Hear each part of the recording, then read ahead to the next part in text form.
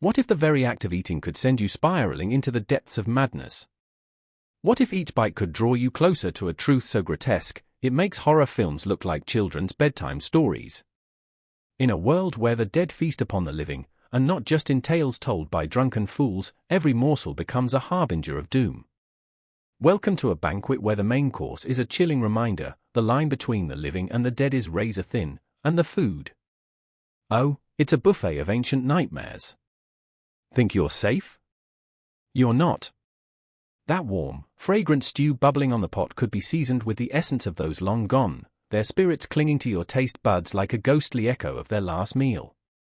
Picture your dinner plate, a graveyard of culinary sins, where flavors of decay dance with the spices of despair.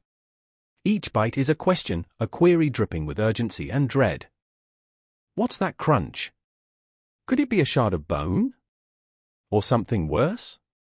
You think your taste for the exotic makes you adventurous? You're not ready for the dark humor of the afterlife served on a silver platter. Medieval chefs didn't just cook, they conjured.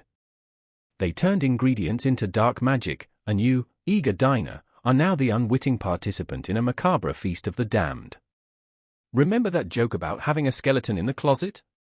Well, you'll wish that's all it came to when you realize that every morsel holds a secret.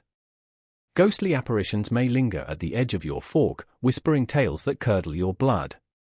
Dinner conversations around these tables don't just revolve around politics or the latest gossip, they spiral into unsettling discussions of the afterlife, haunting flavors, and the very real possibility of being consumed by the ghosts of your past. You think you have a strong stomach? You'll be tested past the brink of sanity. Can you chew through the layers of irony when the food you crave reveals the price of your appetites? Picture this, a medieval banquet where the desserts are made from the bones of the fallen, and laughter echoes through the rafters, only it's not the sound you'd expect. It's a cacophony of souls, forever entwined with every sip of wine, every morsel of bread, whispering dark humor that chills you to the core. The table is set, and the candles flicker ominously. Each light reveals shadows that twist and turn, a reminder that those who once dined here are still present, hungry for something far more than just food. Are you ready to partake? Or will you push back your plate and flee into the night, only to find the darkness is more inviting than the feast? The real question isn't whether you'll survive. It's whether you'll have the stomach to handle what the food of the dead truly means. Are you prepared to taste eternity? The knife clanged against the wooden cutting board, a cold, resonant echo in the dimly lit kitchen. I stood there, paralyzed, as the scent of roasting meat wafted through the air, mingling with something far darker. It was more than just food, it was a ritual, a reminder that each heartbeat was tethered to 1,000 deaths. I blinked, and there he was, my father, hand stained with blood, carving into the very essence of life and death. The knife glinted ominously in the flickering light, a silent witness to centuries of pain, hunger, and the visceral intimacy between sustenance and slaughter. I remember the first time I truly understood the weight of that knife. I was just a child, a mere wisp of innocence, kneeling before my father as he prepared the evening meal. Food is life, he'd whisper, but those words felt like a dagger, piercing through the veil of childhood naivety. I didn't see life, I felt the cold breath of death hovering, lurking in the shadows. It was in that moment I learned that dinner was not merely a meal, it was a ceremony steeped in blood, woven into the very fabric of existence. Why do we have to kill it? I had asked, the tremor in my voice betraying my fear. My father paused, the knife hovering over the carcass. He turned to me, eyes dark and heavy like an approaching storm. Because, my child, nothing lives without something else dying. It's the cycle. I remember the chill that sent shivers down my spine. The cycle. It sounded so poetic, yet it felt like a curse. In that kitchen, amidst the aroma of spices and the metallic scent of blood, I became aware of the dance, the eternal dance between death and food. My mother's laughter rang out from the other room, but I couldn't shake the feeling of dread creeping up my spine, a reminder that joy was often stitched together with sorrow. Then there was Lila, my sister, always the light in our dark world. She laughed too loudly and sang too sweetly, but she knew. The innocence of childhood had slipped from her grasp, replaced by a knowing that made her eyes shimmer with unshed tears. You can't keep avoiding it, she'd whisper, her voice barely a breath above the simmering pots. We have to face our fears. We can't let death rule us. But what did she know of fear? Of the shadows that danced just beyond the periphery of her bright world? I watched her as she twirled in the moonlight, the soft glow casting an ethereal halo around her, yet even the moon could not shield her from the truth that loomed like a ghost in our lives. In our small town, rumors whispered through the air like smoke from a dying fire. Tales of the butcher who had once danced with death, who had offered his soul in exchange for mastery over the blade. They said he could slice through flesh and bone with a single stroke, but each cut bore the weight of a life taken, a life surrendered. I'd often wander to his shop, lingering in the doorway, paralyzed by the paradox of hunger and horror. The sight of hanging carcasses swayed slowly, grotesque pendulums marking time, marking lives lost. I could hear them calling my name, shadows beckoning me closer, and I was terrified I might step into their world. But Lila was drawn to it, drawn to the madness of it all. It's just food, brother, she'd laugh, her giggles floating like thin strands of smoke. We're all made of the same stuff, stardust and bones, flesh and dreams. What's so scary about that? Yet I couldn't tell her. I couldn't articulate the dread that gnawed at my insides, gnashing like a beast on the brink of madness. In the dead of night, I would lie awake, heart racing with each heartbeat, feeling the weight of the cosmic balance, knowing that our existence was balanced on a knife's edge. I remember the shadows that played across my walls, the specters of our ancestors, the ones who had come before us, echoing with laughter and sorrow, their voices mingling with the sounds of cooking from the kitchen below. They were there, ghosts of hunger and fulfillment, and in their presence, I felt so small. But then came the day. The day when the butcher returned to town, a spectre himself, with sunken cheeks and haunted eyes. The whispers grew louder, weaving through the streets like a torrential wind. He's cursed, they said. He carries the weight of too many lives. No one dared to look him in the eye, yet I found myself drawn to him, as if he were the very embodiment of the cycle we feared. I wanted to ask him how many lives he had taken to sate his hunger. The tension mounted. My father and I stood in the kitchen, the knife poised above the flesh once more. It's just food, he murmured, but his hands trembled, betraying the truth buried deep beneath his calloused skin. The air thickened with anticipation, the shadows closing in. I could feel the pulse of the universe, a heartbeat echoing through time, pulling me closer to the brink. And then there was Lila, standing by the door, her eyes wide, caught between innocence and understanding. We can't keep living like this, she pleaded, her voice rising above the simmering pots. Each word a plea, each syllable a hammer driving home the truth. We need to confront it.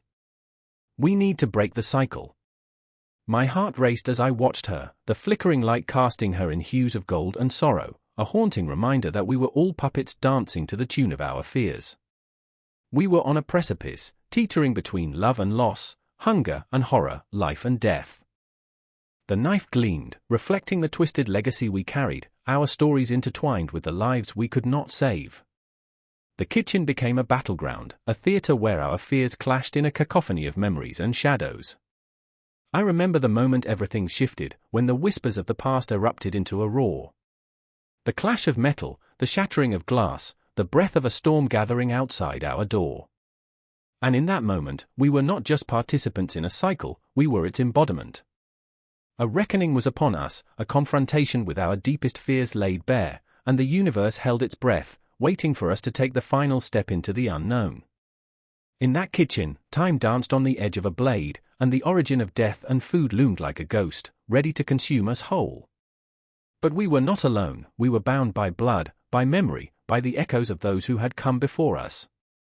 Each heartbeat a reminder that in the face of the inevitable, all we could do was stand together, lost, terrified, and undeniably alive. The air hung thick and heavy, a stifling blanket of dread that clung to every breath. Lila stood in the flickering shadows of the stone temple, her heart racing like a caged bird desperate for escape. The scent of charred offerings lingered, mingling with the bittersweet aroma of incense, drawing her deeper into a ritual that felt more like a curse. In the distance, the sound of drums reverberated, each beat slicing through the silence like a knife through flesh.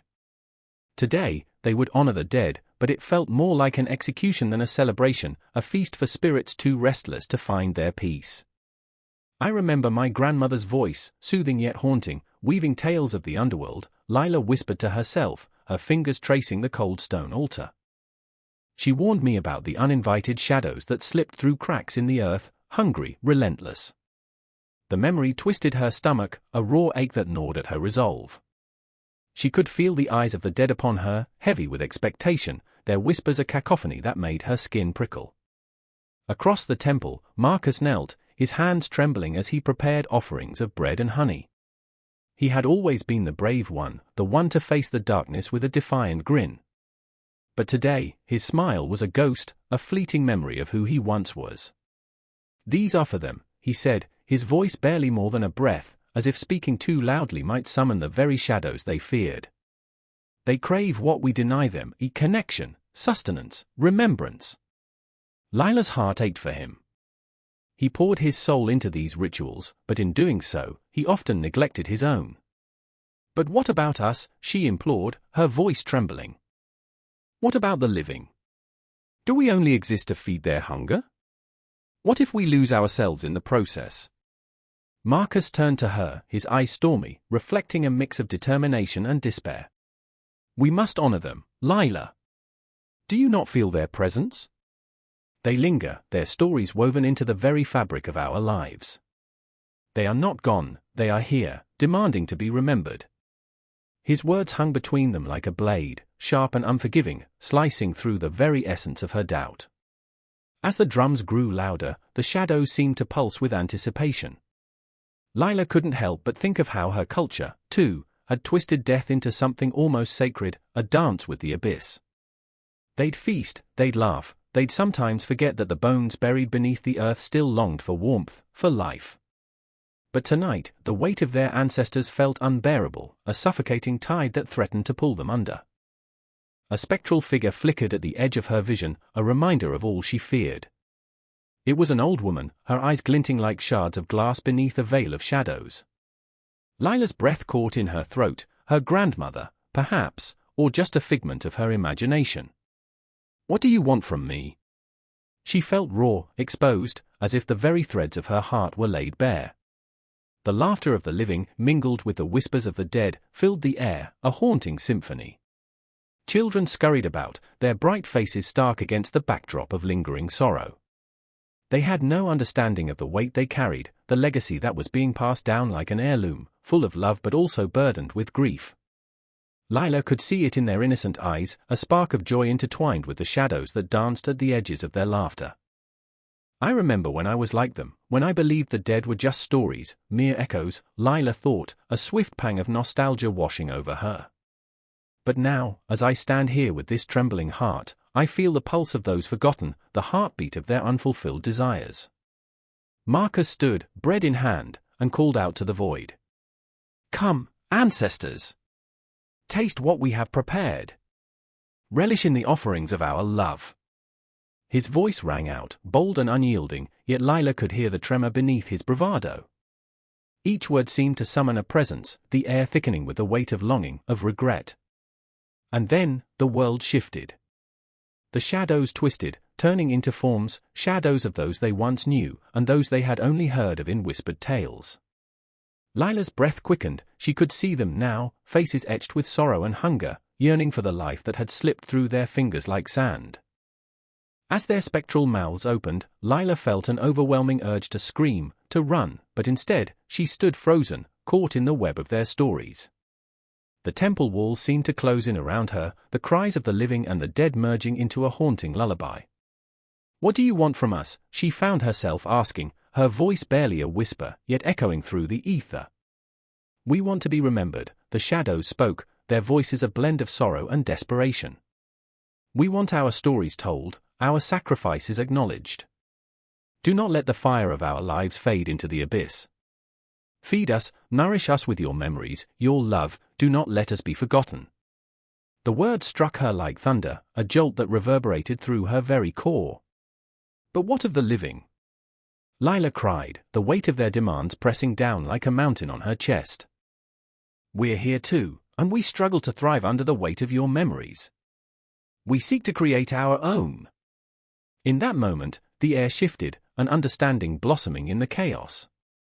The shadows were not her enemies, they were reflections of her own struggles, the tether connecting the past to the present. Their hunger was not malicious, it was a plea, a call for recognition and solidarity. And as the drums echoed, a new rhythm began to pulse through the air, a heartbeat that connected them all. Lila felt the weight lift, if only for a moment, as she stepped forward, her heart open to the wisdom of the past. She would not forget, she would not allow their stories to fade away like ghosts in the night. With newfound determination, she took Marcus's hand, intertwining their fingers like the roots of ancient trees, deeply embedded in the soil, the living and the dead, intertwined, irrevocably linked. "Let us feast together," she declared, her voice surging with power, "for you are part of us as much as we are part of you." And as the shadows danced, the living carried the weight of their ancestors in their hearts, their stories pulsing like a flame, a flicker of hope against the backdrop of an eternal night, the cycle of memory continuing, never to be broken. The feast had only just begun. The air was thick with the scent of incense, heavy and suffocating. Shadows flickered against the walls of the dimly lit chamber, dancing like restless spirits. I could hear the muted cries of mourners, their voices rising and falling like the tide. A figure stood before me, cloaked in linen, his face a mask of sorrow and desperation. It was Hecotep, a man worn thin by grief, his eyes sunken, reflecting the weight of the world and the burden of his very soul. His hands trembled, clutching a small wooden box, intricately carved, the lid adorned with hieroglyphs that whispered secrets of the past. "I remember," he began, his voice barely a whisper, yet it reverberated through the silence like a distant thunder. "I remember the day we buried my wife, the way the sun felt like molten gold on my skin. The way the world seemed to tilt and shatter as they lowered her into the ground. The flickering shadow seemed to lean in, listening intently, the air crackling with tension. Before the grave, he had promised her a feast, one that would nourish her in the afterlife. An offering of food that danced between two worlds, a bridge of love and longing.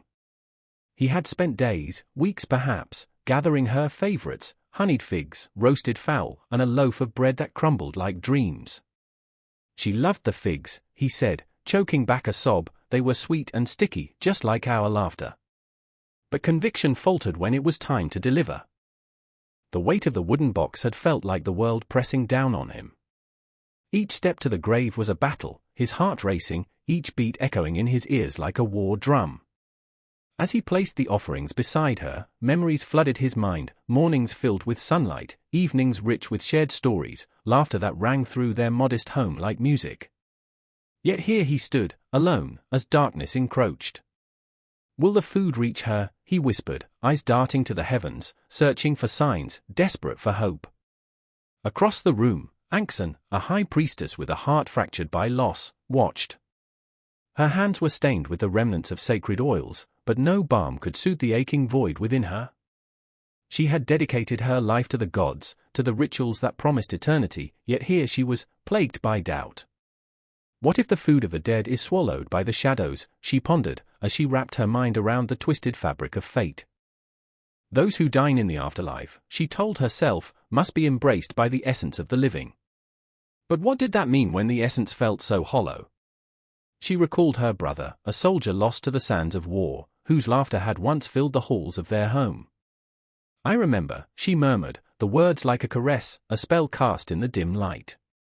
"I remember how he once danced under the stars, his joy infectious and pure. And now?" Now he was a ghost trapped between this world and the next, wandering the desolate fields of the Duat, the land of the dead, with nothing but memories to sustain him. She clenched her fists, the weight of her responsibility heavy on her shoulders. She must ensure the food reached him, that his spirit did not linger in despair. The room felt electric, tension mounting like a storm brewing on the horizon, each character locked in their internal struggle, face to face with the abyss. Hecotep's voice cut through the darkness once more, a plea rippling through the air. "What if I cannot reach her? What if my offerings are all in vain?" Anxen stepped forward, her gaze fierce, igniting a spark of determination within her. The food of the dead must be prepared with love, with intention. It is not merely sustenance but a lifeline. Her words hung in the air, heavy and charged. We must not let our fears eclipse our faith. We owe it to those we have lost. A moment of silence enveloped them, as if time itself had paused, holding its breath. The flickering flames cast an eerie glow, illuminating the truth in their hearts. Hecotep nodded slowly, determination igniting behind the veil of sorrow clouding his eyes. If I can conjure her memory, if I can feed her spirit, then perhaps she will find her way to you, Anxen interjected, her voice steady, grounding him like the ancient stones of their ancestors. We must prepare the offerings together. Your love will guide her. And so, they moved as one, hands working with urgency and purpose, the cacophony of their grief transforming into something beautiful, something transcendent. Anxen poured honey over the figs, golden and glistening, as if capturing the very sunlight that once warmed their skin. Hecotep roasted the fowl, the aroma rising around them like a sacred chant, binding them in a web of shared memory. I remember, he whispered, stirring the pot of lentils, a simple dish that had echoed their family meals, where laughter rang like bells through the air, where sorrow was held at bay by the strength of their bond. But the shadows loomed. The thought of what awaited them beyond the veil twisted in their minds like smoke, curling around their hearts, squeezing tighter. Time felt distorted, each tick of the hourglass a reminder of what they had lost, what they were fighting against. The clock in the corner ticked ominously, the sound echoing like the heartbeat of the universe, a reminder that life and death were two sides of the same coin. Will she remember? Hecotep asked, voice trembling as they arranged the offerings, each piece a thread in the tapestry of their love. She must, Anxen replied, her gaze locked onto his, fierce and unwavering. We will not let the darkness consume us. We will fight for their memory. As they placed the last item on the altar, a loaf of bread, crusty yet warm, an unsettling stillness enveloped them, thick as fog. The weight of their sorrow transformed into a raw, pulsating energy, a resonance that vibrated through the very fabric of the chamber. And in the silence, a ghost of a laugh echoed, a fleeting sound that danced through the air, a whisper of what once was, and what still could be. Hecotep and Anxen exchanged a glance, hope flickering like a candle in the dark, a fragile flame against the oppressive night. But the shadows stirred, an unseen presence lurking just beyond the threshold, breathing life into their fears. Would the offerings reach their beloved? Would love bridge the chasm between life and death? As they stood, poised on the precipice of the unknown, the weight of their action settled in the pit of their stomachs, the reality of their desperate hope hanging heavy in the air. They had done everything they could. They had poured their souls into the food of the dead. But the echoes of the past did not fade easily, and the boundaries of existence were as thin as a breath, and just as fragile. In that moment, they were not just participants in a ritual, they were the very essence of ancient Egypt, entwined in a cosmic dance, battling against the relentless tide of time, hunger, and memory. And as the shadows deepened, the spectre of the unseen loomed closer, holding its breath, waiting for the turn of fate. The air is thick with the scent of damp earth and something sharper, metallic, a whisper of blood, perhaps. I stand at the edge of a freshly dug grave, heart pounding like a drum in my chest, the rhythm of a life teetering between moments. The moon hangs heavy, a silver coin in a dark, endless sky, illuminating the scene with a ghostly glow, casting shadows that stretch and twist like the souls of the departed. This is not just a burial, it's a rite, a desperate attempt to grasp the fleeting threads of existence. The chilling silence is pregnant with the weight of unuttered prayers, echoing the cries of those who once lived and loved. Merit, my sister, stands beside me, her fingers trembling as she clutches a handful of offerings, a mixture of bread, honey, and hastily gathered trinkets that once brought her joy. She stares into the depths of that gaping void as if searching for a hint of warmth amidst the cold, unyielding earth. I can feel the ache radiating from her, a raw, open wound that refuses to heal. Will it be enough, she whispers, her voice barely a breath. The question hangs heavy, draping itself around us like a shroud. I want to reach out, to pull her back into the safety of the living, but I am paralyzed by the enormity of our loss, by the weight of the eternal. I remember the stories our mother used to tell us under the flickering light of the oil lamp, tales of the afterlife shimmering like stars just out of reach. The journey is perilous, but the heart must be light, she said, her eyes glimmering with the wisdom of ages. But what if the heart is heavy? What if the soul falters at the gates of Duat, the underworld? The thought gnaws at me, a ravenous beast that devours reason and leaves only despair. Then there's Amun, our brother, lying motionless beneath layers of cloth and ash. I can almost hear the laughter that once poured from his lips, the way he would spin tales of gods and monsters, of the sun god Ra sailing across the sky. I want to scream, to tear the heavens apart, to demand that the universe return him, to bargain with fate. But time is a cruel mistress, and the clock ticks on, indifferent to our pain. I want to reach for him in the darkness, to hold him one last time, but my fingers brush only the cold, unyielding stone of the tomb. Merit steps forward, kneeling beside the grave, her hands trembling as she places the offerings carefully, every movement steeped in reverence. She whispers words that flutter like moths in the night, prayers laced with desperation. "May you find peace," she murmurs, clutching a small, clay figure of a jackal, Anubis, the guide of the dead. She believes in this, in the power of these small tokens to sway the scales of judgment. I admire her faith, even as doubt coils around my heart like a serpent. Will the gods care? Will Amun feel the weight of her love, the echo of our sorrow? I want to believe, but fear lurks in the shadows. I remember the story of the heart, a delicate feather placed against it on the scales when the dead stand before Osiris. The feather, light and pure, symbolizes truth and integrity. But what if a heart is heavy with regret, with secrets, burdened by the very life that once thrummed with vibrancy? What if he is not worthy? I whisper, the words tasting bitter on my tongue. Merit flinches, her eyes brimming with tears. No, she cries, a sharp intake of breath that shatters the stillness. He was always worthy. He is, our brother. Her voice is a fragile thread, trembling with the weight of our shared grief.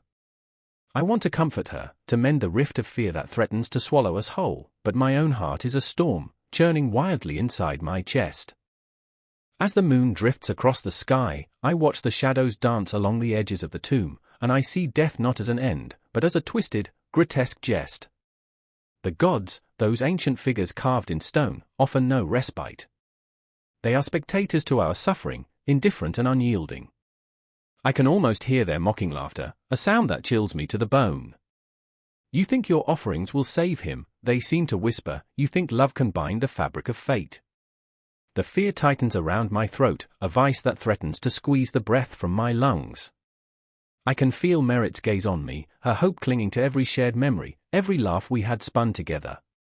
We will remember him, she insists, her voice fierce, cutting through the darkness. They can take his body, but they cannot take his spirit. The conviction in her words ignites a flicker of defiance in me, a spark fighting against the encroaching despair. Somewhere in the distance, a jackal howls, a haunting sound that reverberates through the night, a reminder of the journey yet to come. We must keep him alive, I say, my voice raw and trembling. With our stories, with our memories, we can defy the silence of the grave. Merit nods, tears streaming down her cheeks, glistening like stars caught in the web of night. In that moment, I understand, the offerings are not just food or trinkets, they are threads of love woven into the fabric of eternity. They are our hearts laid bare before the universe, our voices rising in defiance against the void. Amun may lie beneath the earth, but in our hearts, his spirit dances, wild and free, unbound by the darkness that threatens to consume us. I reach for Merit's hand, squeezing it tightly, and as we turn away from the grave, I make a silent vow to carry his memory, to fight against the shadows that seek to steal him. We walk through the embrace of night, the stars twinkling above like ancient eyes watching over us. The weight of our grief is still there, a heavy cloak I cannot shed, but the flicker of hope burns brighter. With each step, I feel the echoes of laughter, the whispers of love that refuse to die, intertwining with the offerings we leave behind. And so we carry on, two souls bound by loss, searching for light in a world draped in shadows, our journey only just beginning. The air hangs thick with the scent of burnt offerings. Charred flesh mingles with the incense that clings to the skin, a heady perfume of reverence and dread. The sun has dipped low, casting a crimson hue over the horizon, a final salute to the day slipping into darkness. I stand in the middle of the square, where shadows ride like restless spirits. Laughter echoes off the stone walls, but it's an unsettling sound, as if the world is mocking the very act of life amid a feast for the dead. They call it a celebration, this death feast, a communion between realms. Nina stands to my right, her eyes glistening like obsidian marbles. Her breath comes in quickened gasps, each one a reminder of the weight on her shoulders. She wears the colors of mourning, yet her heartbeat thrums with anticipation. She is here to remember her father, to honor a man who lived in shadows and died in a blaze of glory. Her smile is brittle, cracking beneath the weight of her grief. I remember him, she whispers, her voice a fragile wisp that dances into the twilight. The way he would tell stories, make the dead feel alive. And there's Toma, his spirit lost in the throng. The boy is barely a man, yet he carries the world's sorrow like a shroud. His fingers twitch nervously, brushing against the offerings laid out before him, fruit carved into grotesque shapes, tortillas shaped like skulls. Look at them, he mutters, voice low, almost drowning in the din. They're not just food. They're memories. Nina's gaze flickers to him, then back to the flickering flames, the dark smoke spiraling upward as if it could carry their souls back to the stars. We can't forget, she insists, but her voice quivers like a candle flame in the wind. We must remember. The cries of the living mingle with the whispers of the dead, a cacophony that seeps into the bones, reverberating through the heart. I can feel it, the pulse of history, the echo of footsteps long past. As the night deepens, the drums begin, a heartbeat of the earth, urgent and primal. The rhythm stirs something within me, a longing that's both terrifying and exhilarating. We should dance, I say, the words spilling from my lips like a daring challenge. Dance for them. Nina's eyes widen, surprise cutting through her grief like a knife. Toma frowns, uncertain, as if the very act of celebration could summon the spirits too soon. But the drums call to me, weaving a spell that draws us closer, a collective yearning to bridge the chasm between life and death. And so we dance, our bodies moving instinctively to the beat, weaving through the throng of mourners and celebrants. Each step is a prayer, each sway a testament to those who have come before.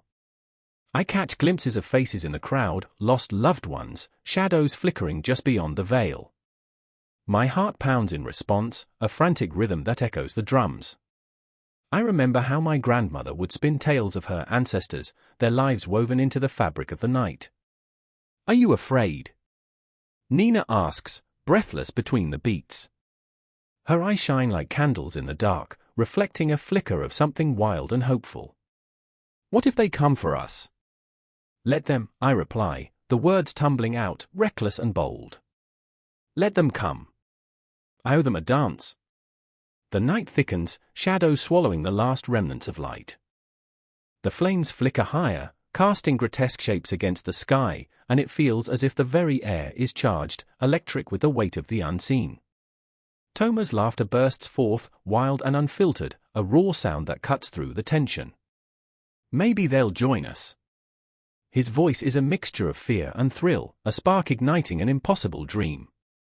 Or drag us away, Nina murmurs, but even her voice carries the hint of a smile. I close my eyes, letting the rhythm envelop me, surrendering to the chaos. The world spins, and for a moment, time itself unravels, a tapestry of memory woven into the present. I can hear the whispers of the dead, their stories rising like smoke, intertwining with our own. Each heartbeat becomes a tribute, each breath a connection that transcends the boundaries of life and death. And then it happens, the moment where the veil thins, where the echoes of laughter break through the air with palpable weight. The drums pound, and suddenly, the ground beneath us vibrates with an intensity that feels alive. I open my eyes, and there in the flickering light, shadows twist and fold into shapes, human forms clad in the tattered remnants of life, flickering back to existence. Nina gasps, her hands clenching tight, a mixture of fear and wonder etched across her features. Look, look! Toma's expression shifts, the thrill giving way to terror as the shadows draw closer. I feel it, too, the air thickening, every breath becoming a struggle against the oncoming tide of ghosts yearning to share their stories. What do we do? He whispers, voice trembling. Dance, I say, more forcefully this time, defiance surging within me. We dance for them, we celebrate. And so we dance, but it's different now, the energy crackles, electric, as if the spirits join us, swirling in our midst. I can almost touch them, feel their cold breaths against my skin, and the laughter of the living intertwines with the echoes of those who live before us. The drums beat louder, the shadows closer, and I close my eyes again, surrendering. I remember the stories, the legacy spun from sacrifice and love, woven through time like the intricate patterns of a tapestry. This dance is not just a celebration, it is a testament to the cycle of life and death, an unending loop that pulls us back into the depths of our own humanity. And as the night stretches on, as laughter and fear blend into an intoxicating brew, I know there are no easy answers, no simple resolutions. Only the pulse of the drums, the embrace of the past, and the fierce determination to remember, to honor. In this moment, we are both lost and found, shadows and light, a living testament to the love that transcends even death. The flames flicker, and the night promises to hold us, to keep our secrets close. We dance, always dancing, the cycle never truly ending, as the ghosts of the past pull us into their eternal embrace. The air is thick with the smell of marigolds, their vibrant orange blossoms stark against the black night, like flames licking the edges of memory. A gentle breeze stirs the petals, whispering secrets of the past. I can feel their whispers crawling under my skin, igniting a fire in my chest. It's the Day of the Dead, a time when the veil between this world and the next grows thin, and the spirits return for a feast. But this year, the feast feels like a reckoning. Did you bring the pan de morto? Rosa's voice trembles, catching the attention of her brother, Miguel, who stands lost in thought, shadows clouding his once bright eyes. He flinches, the weight of their father's absence like a stone in his gut. The bread, shaped like a skull, sweetened with the essence of anise and orange zest, is more than a treat, it's a lifeline, a tether to the memories they cling to like ghosts. I remember, he whispers, almost as if the words are a spell. I remember the way he'd make it, kneading the dough as if he were weaving the fabric of our lives, each fold a lesson, each rise a promise. His fingers tremble as he sets the table, arranging the offerings, the bread, the sugar skulls painted in garish colors, the photographs framed in silver. Each item tells a story, a heartbeat of remembrance that echoes through the silence. Rosa watches him, desperately trying to mask her own heartbreak. We need to eat, Miguel. They come for the food. The urgency in her voice crackles like electricity. It's true, the spirits crave sustenance. Plates of tamales sit steaming, the masa fragrant and comforting, wrapped in corn husks like secrets waiting to be unveiled. But the kitchen feels empty, the laughter and joy that once filled it now replaced with a haunting quiet. Miguel glances at the flickering candles, their flames dancing like lost souls. He remembers another time, years ago, when their father would tell stories as they gathered around the table, laughter spilling like wine, rich and intoxicating.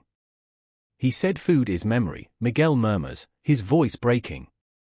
It's the way we keep them alive. The way we keep love alive. He can almost hear their father's laugh, a melodic echo that reverberates through his bones. The altar stands before them, a chaotic tapestry of life and death, woven with the threads of tradition. It's a shrine, a cemetery of flavors and memories, mole, rich and dark, simmered for hours, each spice a reminder of the hands that once crafted it. The taste of chocolate and chili, a bittersweet marriage that spoke of love and sacrifice, lingers in the air, almost palpable. Remember the first time we made it together? Rosa asks, her voice softening. I burned the chocolate, and you laughed, saying it added character. A ghost of a smile flickers across Miguel's lips, but it fades like a candle snuffed out too soon.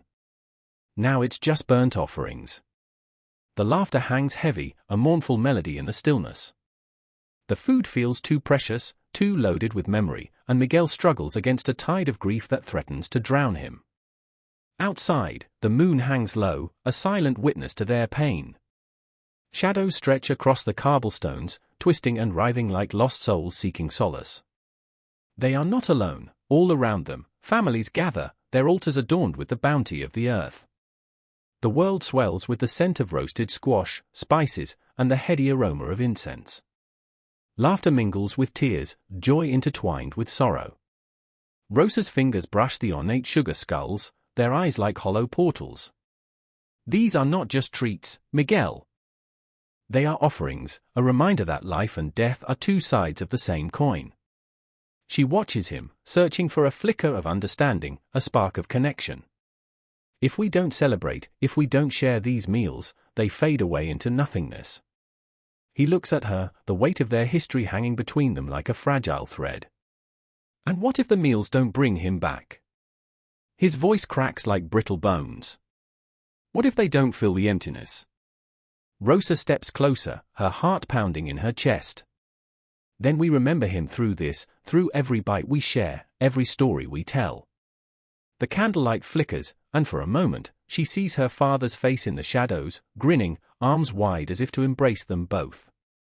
He wouldn't want us to forget. The kitchen breathes with life, and Miguel finally picks up a piece of pan de morto, its crust warm and inviting. He breaks it open, revealing the soft, sweet interior, a heart exposed. I remember, he begins, the words tasting of salt and sugar, the way he sang while we baked, how the whole house smelled of cinnamon and sugar. As he speaks, the memories swirl around them like a haunting melody, bittersweet and raw. Every word is a prayer, every bite a tribute to the love that once filled their home. Each taste becomes a heartbeat, a reminder that food is never just food, it's history, it's love, it's life. And as they break the bread together, they can almost feel their father's spirit rise with the steam, laughter echoing in the silence, a dance between worlds. They eat slowly, savoring each morsel, weaving their memories into the fabric of the night. The light of the candles flickers, shadows shifting, ghosts whispering, the souls around them feasting on the love they serve. As the night deepens, they find solace in the chaos of flavors, the interconnectedness of life and death, the eternal dance of remembrance. And in this quiet chaos, the world outside fades to a distant hum. Time becomes an illusion, what once was and what will be collide in a symphony of flavors, emotions, and memories. They are both anchored and adrift, two lost souls clinging to the feast of their ancestors, aware that in every bite lies the essence of those they've loved and lost. Rosa wipes a tear from her cheek, a smile breaking through the sorrow. To him, she whispers, raising her glass, and Miguel follows suit, a fragile hope flickering in his chest. To him. The night stretches on, each moment a heartbeat, each breath a reminder that they are alive, that love transcends even the darkest of shadows. And as they find comfort in their shared meal, the ghosts gather, feasting on the remnants of love, laughter echoing through the night, and the boundaries of life and death continue to blur. The food, such a simple thing, tells the deepest of stories, binding them to their past, to each other, and to the spirits that linger just beyond the veil. The air hangs thick with the scent of incense, curling like ghostly fingers through the ancient tomb. Shadows dance along crumbling walls, flickering and whispering secrets long buried. I stand there, heart pounding, the weight of centuries pressing down like a suffocating shroud. It's the kind of silence that screams, each breath a rebellion, each heartbeat a reminder that life is a fragile flicker in the vastness of eternity. They say that the things we leave behind tell tales of who we were, but what happens when those remnants are drenched in blood and memory? I can see her, Ying, a small figure caught in the dim light, her hands trembling as she arranges the grave goods meant for her father. She is but a child, yet responsibility hangs heavy on her narrow shoulders. Her eyes, dark pools of sorrow and determination, flicker as she carefully places jade ornaments, shimmering like fallen stars amidst the earth. They say jade wards off evil spirits, but I know the truth, it's not the spirits that haunt us. It's the living. Why do we have to do this? She whispers, voice fragile as a threadbare curtain fluttering in the wind. The question hangs, unanswered, but the echoes of grief ripple through the air. Her father, a once proud warrior, lies cold beneath layers of soil and stone, leaving behind the weight of unfulfilled promises. I remember the stories he told, tales of valor, of love, and of the great feasts that echoed in the halls of their home. A feast, yes, but now it is just a mockery of what was. The smell of roasted meats mingles with the earthy fragrance of the grave, an odd juxtaposition, isn't it? Here, amidst the grave goods, the clay vessels filled with rice and millet sit like silent witnesses. The dead feasted in life, and now in death, their hunger is sated with offerings. A part of me wants to laugh, how absurdly human it is to think that food can bridge the chasm between life and death. I catch a glimpse of myself in a shard of broken pottery, and I can't help but smirk. What a fine culinary offering you are, I say to the reflection, half wondering what my own grave goods would be: a perhaps stale bread, a half-empty bottle of rice wine, and a book of terrible poetry. But the laughter dies in my throat as I glance back at Ying. Her tiny hands work with a feverish desperation, arranging and rearranging, trying to make sense of a world that no longer makes sense. The tears fall silently, streaking dirt on her cheeks, and I can feel the weight of her despair. She's too young to understand that the grave is both a resting place and a prison, a doorway to the past and a wall against the future. She doesn't know that her father's spirit will not taste the rice, nor will he savor the essence of the roast duck she prepares. The universe is indifferent, it neither weeps nor rejoices. As the sun dips below the horizon, the shadows grow bolder, creeping closer, as if they too wish to partake in this morbid banquet. I shiver, my skin prickling with an inexplicable dread. In the distance, the mournful cry of a raven pierces the silence. It's a reminder of mortality, of the inevitability that follows us like a spectre, lurking in the corners of our existence. Do you think he can hear us? Ying asks, her voice barely audible over the rustling leaves. Hope glimmers in her eyes, a fragile candle flickering in a storm. Do you think he will come back? I want to tell her the truth, that the dead do not return, that their voices fade into the wind, turning to whispers lost in time. But what comfort is there in despair? Instead, I nod, feeling the weight of my own lies. Maybe he's watching over us, Ying. Maybe he's proud. But inside, I rage against the universe. How cruel is it that we offer food to the dead while we starve for connection in life? We place our wishes on empty platters, hoping they will somehow fill the void. I remember my own father, his laughter infectious, his stories rich with life. I remember the last time I saw him, his frail hand reaching for mine, the light in his eyes dimming. And I wonder, what grave goods did he leave behind? What offerings could possibly honor a life extinguished too soon? The night deepens, and the air grows colder, wrapping around us like a shroud. I glimpse Cheng, Ying's older brother, standing at the edge of the clearing, his silhouette a dark tower of anguish and anger. He has always struggled with the weight of expectations, an unwilling heir to a legacy of pain. His fists are clenched, trembling with a rage that threatens to burst forth like a tidal wave. What are we doing here, Ying? He snaps, voice sharp as a blade. This is pointless. He's gone, and no amount of rice or jade will bring him back. The words cut deep, and I feel the tension crackle in the air. Cheng, stop! Ying's voice rises, defiance flaring in her chest. We have to honor him. This is what he would have wanted. Honor? Honor is a lie, he shot back, the darkness in his eyes reflecting a lifetime of unspoken frustration. We're just playing a game for the living. What if he doesn't care? What if he wants us to move on? I stand frozen, caught in this whirlwind of emotions, hope battling against despair, love against the bitter sting of loss. Cheng's anger is palpable, a storm brewing just beneath the surface, while Ying's determination shines like a beacon. Each of them a reflection of the other, two sides of a coin that cannot find balance. The ground trembles beneath us, the earth echoing our turmoil, and I feel it, the heaviness of grief, of sorrow, of an insatiable longing for what has been lost. Grave goods, culinary offerings, mere trinkets in the grand tapestry of existence, a futile attempt to tether ourselves to those who have slipped through our fingers like sand. And as the night stretches on, the shadows close in tighter, whispering of forgotten tales and unsung prayers. The air thrums with unspoken words, and I can't help but think that maybe, just maybe, the banquet we lay upon the soil is not for the dead but for the living, to confront the ghosts that haunt us, to redefine what it means to carry the ones we love in our hearts. With trembling hands, Ying reaches for the rice, her fingers brushing against the cool clay, and I know, this is no longer just a ritual. It's a plea, a challenge, a bitter sweetness that binds us to the past while pushing us into the uncertain future.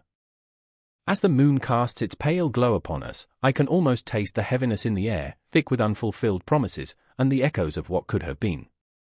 And in that moment, I realize, the grave goods may fade, the culinary offerings may rot, but the emotions, or the love, the anger, the yearning, remain etched into the fabric of our souls. We are the banquet, and we are the ghosts, forever intertwined in this dance of life and death, haunted yet alive, echoing through the corridors of time like whispers on the wind. The air is thick with incense, a fog that curls around the flickering candles like ghostly fingers reaching for the living. I can hear the low hum of my grandmother's voice, a haunting lullaby that echoes through the dimly lit ancestral hall. She stands before the altar, a shrine of hope and despair, adorned with fruits, dumplings, and the sharp scent of roasted duck, its skin glistening under the flickering lights. I remember her gaze, sharp and piercing, like the knife she used to slice through the tender flesh of our traditions, revealing the marrow of something sacred and unbreakable. Food is a bridge, she whispers, her voice trembling, between our world and theirs. I shiver, caught in her reverence, as if the very words could summon the spirits of those we have lost. My heart races, the weight of our lineage pressing down like the heavy earth that cradles the bones of our ancestors, buried deep, yet always present. There's a tension in the air, a bittersweet ache that wraps around my chest. My younger brother, Wei, stands beside me, his fists clenched, his brow furrowed in confusion. "Why do we feed ghosts?" he asks, his childish innocence cutting through the suffocating atmosphere. "They're dead. They don't eat." The question hangs there, heavy, like a stone tossed into still water, sending ripples of discomfort through my veins. "Because they remember," I say, but the conviction in my voice falters. I remember the stories, the sacrifices made, the feasts prepared, the countless rituals we perform. Those colorful dishes, carefully arranged, tell tales of love and loss, joy and regret. Every grain of rice, every pinch of seasoning binding us to those who have walked before us. They linger in our memories, demanding to be nourished, to be honored, even in their silence. I catch my grandmother's eye, searching for reassurance. Her hands tremble as she offers a plate of steaming buns, their soft, pillowy warmth a stark contrast to the chill that creeps into my bones. "Offer them food," she says, her voice thick with emotion. "Let them feast on our love." Outside, the world spins on, oblivious to our rituals, cars honking, neon lights flickering like stars in the city's chaotic night. But here, in this sacred space, time holds its breath. A shroud of shadows envelops us, whispers of the past echoing through the air. I glance at Wei, his small face illuminated by the candlelight, and I feel a rush of protectiveness. He doesn't understand. Not yet. But one day, he will feel the gravity of our lineage, the weight of the food we prepare and the love we offer to those who have slipped into the void. The table is a canvas, painted with the colors of our heritage. A vibrant sea of dishes, Sichuan pepper sizzling in fragrant oil, glistening fish shimmering like memories on a plate, steaming bowls of rice as white as the ghosts we honor. I watch as my grandmother fills the cups with tea, the rich aroma mingling with the incense, intoxicating and overwhelming. It's a dance of flavors, a symphony played for the unseen, drawing me closer to the edge of understanding. "You must always remember," she says, her voice low, shaking the very foundation of my beliefs. "The food is not just for the body, it's for the soul. It's a reminder that they are still with us." Her eyes glisten like dark pearls, haunted by the memories of faces long gone, each one a ghost with a story, a taste, a life once lived. I remember the stories she told me, of our great-grandfather who fought in wars, his spirit like a tempest, restless and fierce. The endless tales woven into the very fabric of our family, fed by the surging tides of food and love. But the walls, painted in muted hues, seem to close in, the shadows curling in on themselves. Wei's eyes dart around, full of fear, as if sensing a presence, a whisper of the past lingering just out of sight. "What if they don't want our food?" he asks, his voice trembling. "What if they're angry?" The thought echoes in my mind, a chilling reminder of the very real fears that come with honoring those who have departed. "Then we will feed them more," I reply, trying to sound brave, though my heart quakes beneath my ribcage. We are not just offering sustenance, we are confronting the specters of our lineage, grappling with the known and unknown. Every bite taken in remembrance, a thread stitching together the fabric of our existence, our fears, our joys. The shadows dance along the walls, a macabre ballet that heightens the tension in the room. I can feel them watching, the weight of their gaze is pressing upon us, pulling at my very essence. I shiver, a chill creeping down my spine. What if they judge us?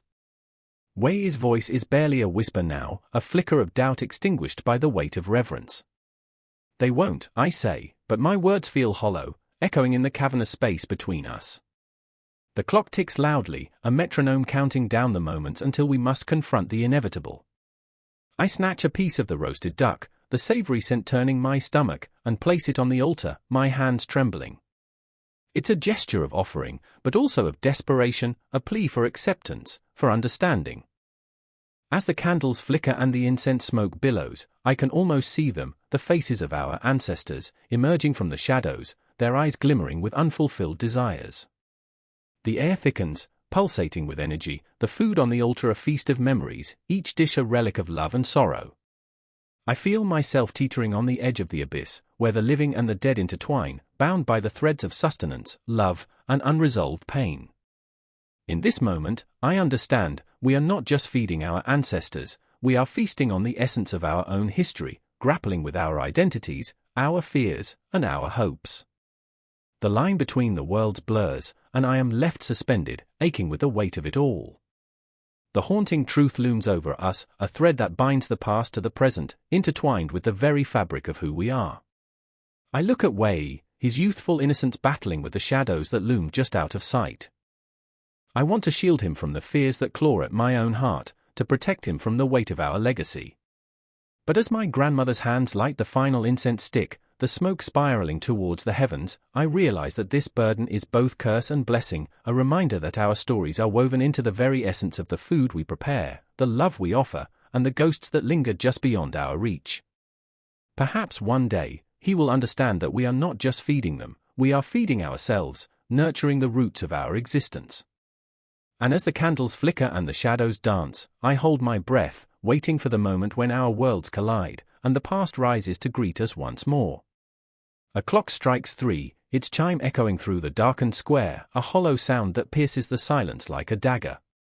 The night is a thick cloak wrapped tightly around the town, and shadows flicker like nervous whispers, dancing under the dim gaslights. I stand there, heart racing, pulse pounding in my ears, as I watch the figures gather, their faces obscured by hoods. They are here for the feast. They come to honor the dead, but I am terrified, too aware of the thin line that separates the living from the lost. I remember the stories my grandmother used to tell, her eyes wide, her voice dropping to a conspiratorial whisper. The dead listen, she would say, and what they hear, they might want. Now, as I glance at the gathering, I feel her words wrap around me, constricting like a noose. A shiver races down my spine, and I wonder if she was right all along. Catherine stands beside me, her fingers trembling against the cool stone wall. She honors the dead, she says, but I see the flicker of fear in her eyes. She's always been a dreamer, you know? Woven tales of heroes and lost loves into the fabric of her life, but this isn't a story. This is real. What if they come back, she whispers, her voice barely audible over the rustle of the wind. What if they are hungry? Simeon, her brother, stands across from us, his jaw set tight, eyes sharp as shards of glass. He's a skeptic, the harsh daylight of reason in a world suffused with shadows. They're gone, Catherine. They can't touch us, he scoffs, but I see the way his hands curl into fists at his sides. The truth is, he believes as much as she does. He's just too afraid to admit it. The air thickens with an eerie tension, a sense of purpose that feels almost sacrilegious. They gather around a crude altar, a table draped in dark fabric, adorned with offerings, bread, wine, and flickering candles, their flames licking the air like desperate tongues. They feast with us, I hear one of the hooded figures say, their voice low and gravelly, like rocks tumbling down a mountain. They feast with us tonight. I feel the weight of those words pressing down on me. What does it mean to feast with the dead? I think of my father, gone now for years, his laughter ringing in my ears like a haunting melody. Would he join me? Would he sit across the table, his smile as inviting as ever, or would I see a twisted shadow of what once was? Catherine leans closer, her breath a ghost against my cheek. What if we offered something more, she whispers, eyes glinted with a spark of madness. What if we call to them? No, Simeon snaps, but I can see the fight is leaving him, the bravado crumbling like stale bread. This is madness. But it's not madness. It's desperation. I watch as Catherine, with trembling fingers, lifts a piece of bread, the texture rough and crumbling. For you, she murmurs, her voice breaking. For you, Father. With that, she places it on the altar, the sound of her offering a soft thud against the wooden surface. The wind howls, a mournful cry that sends chills racing through my body. I glance around as shadows lengthen, stretching toward us like greedy hands. I remember nights spent listening to the wind, filled with tales of spirits wandering, unable to find peace. They'll come, I murmur, but even I can't tell if I'm trying to convince myself or them. Simeon shakes his head, but there's doubt creeping into his eyes. No one is coming. But I see him glance at the altar, the flickering candles casting a warm glow over his face, and for a moment, he looks lost, just like us. And then it begins, the air shifts, heavy with an unnameable tension, a breath held too long. The candles flicker wildly, casting grotesque shadows that twist and curl like serpents around us. What's happening? Catherine's voice is a mere thread, stretched and fraying. I feel the pulse of the night thrum beneath my skin, a heartbeat that's not my own. The ground trembles lightly, as if the dead are stirring beneath us, awakening from their slumber. We should go, Simeon urges, but it's too late. The air is electric, charged with something ancient, something hungry. And then, as if the universe has drawn a breath, they come. Figures emerge from the shadows, not quite human, not entirely of this world. Wisps of smoke, voices that sound like echoes of laughter mixed with sorrow. They gather at the altar, eyes hollow and dark, searching, hungry. My breath catches in my throat. Catherine steps forward, drawn by the pull of the unknown. You're not alone, she calls, her voice quaking but strong. We remember you. The words hang in the air, a fragile bridge between two worlds, inviting, haunting. I want to scream, to pull her back, but the spell is woven, and the boundary is blurred. Shadows wriggle like worms on the ground, crawling closer. I feel Simeon's breath against my neck, hot and terrified. What are they? He whispers, a child lost in the dark. Feasting with the dead. I never understood the weight of those words until now. The hunger that gnaws at their insides, the longing that echoes in their hollow eyes. Their fingers reach toward us, skeletal and desperate, and I feel the pull, the undeniable connection that binds us to them. We stand on the precipice of something monumental, teetering between worlds, the living and the dead, the past and the present. Catherine is lost in the moment, her heart open wide, while Simeon's despair begins to twist into something darker. The night stretches on, and the shadows grow long, wrapping around us like a shroud. I can feel the weight of history pressing down, the spirits of those who came before, and the stories untold. Time wavers, like the flickering candlelight, uncertain and chaotic. And as the midnight hour approaches, I know we can never go back. We are bound to this moment, to the feast that has begun, and to the dead who whisper our names in the dark. The world spins madly on, and we are caught in its relentless tide, feasting with the dead, forever lost, forever searching. The air in the dimly lit chapel feels thick, like the damp earth beneath forgotten tombstones, the scent of decay lingering in a way that makes it impossible to breathe without remembering. A flickering candle casts elongated shadows, twisting and writhing against the cold stone, as if the dead are trying to escape their eternal slumber. I clutch a loaf of bread in my trembling hands, feeling its weight, a weight that drags me back through centuries of dark tradition. The bread, simple yet profound, is an offering, a bridge between worlds, a plea for mercy or forgiveness from the spirits of the past. Outside, the wind howls like a mourning widow, rattling the window panes as if to remind me that life continues outside these sacred walls. I glance at Clara, her face pale, eyes wide and glistening with unspoken fears. You think they can hear us, she whispers, her voice barely rising above the storm. There's a tremor in her hands, the same hands that once crafted delicate pastries with a lightness I could never achieve. What if they're hungry? In that moment, the weight of centuries presses down on us. Every meal placed upon a grave, every bowl of soup left at a headstone, whispers stories of love, loss, and desperation. I remember the tales of medieval peasants who would leave offerings of bread and ale, hoping their loved ones would feast in the afterlife, feeling the warmth of hearth and home. I murmur, my voice cracking, the nights when I would sneak into the graveyard, leaving apples for my brother. He always loved apples. Clara nods, her brows furrowed as if she too can feel the chill of the past creeping closer. And today, we're just offering stale bread, she muses, a bitter edge to her words. The irony stings like frostbite, the absurdity of our ritual echoing through the shadows. A shiver runs down my spine, reminding me of the countless souls who starved, their hunger echoing through time, flesh and bone reduced to mere memories, their essence lingering like the scent of burnt sugar. Silence settles between us, thick and heavy, yet it is shattered by the sudden creaking of an old door, swinging open like the maw of a beast. The flicker of candlelight reveals the figure of Lucien, a historian and a ghost in his own right. His obsession with the past is palpable, his long coat swirling about him like a tattered shroud. "You're doing it wrong," he says, his voice low, dripping with a dark humor that both unsettles and captivates. "You can't just toss stale bread at their feet and expect them to be satisfied. They demand feasts. Roast pig. Honeyed wine. Not your grandmother's crust." Clara flinches slightly, the sound of his laughter sharp enough to cut through the tension. "It's absurd, isn't it?" she replies, her voice trembling but tinged with defiance. "We talk to the dead as if they listen, as if they care about our offerings, when we're the ones who are hungry, for connection, for closure."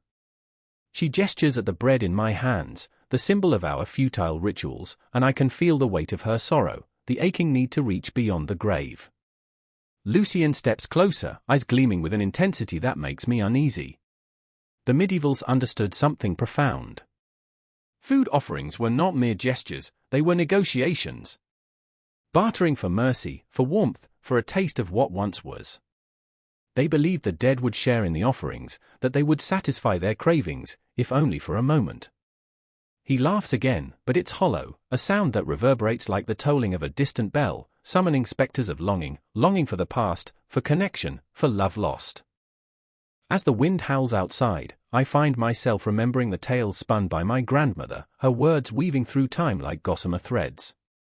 "What is death," she would say, "but a banquet we all must attend, where the living serve the dead, hoping for a crumb of remembrance." I can see her face now, lined with age and joy, her laughter mingling with the scent of her kitchen, the warmth of bread rising, the sweetness of sugar melting. In this sacred space, the weight of her legacy wraps around me, igniting a fierce desire to honor the traditions we've inherited. I reach for the bread again, the crusty surface rough against my fingertips, a tangible reminder of my lineage.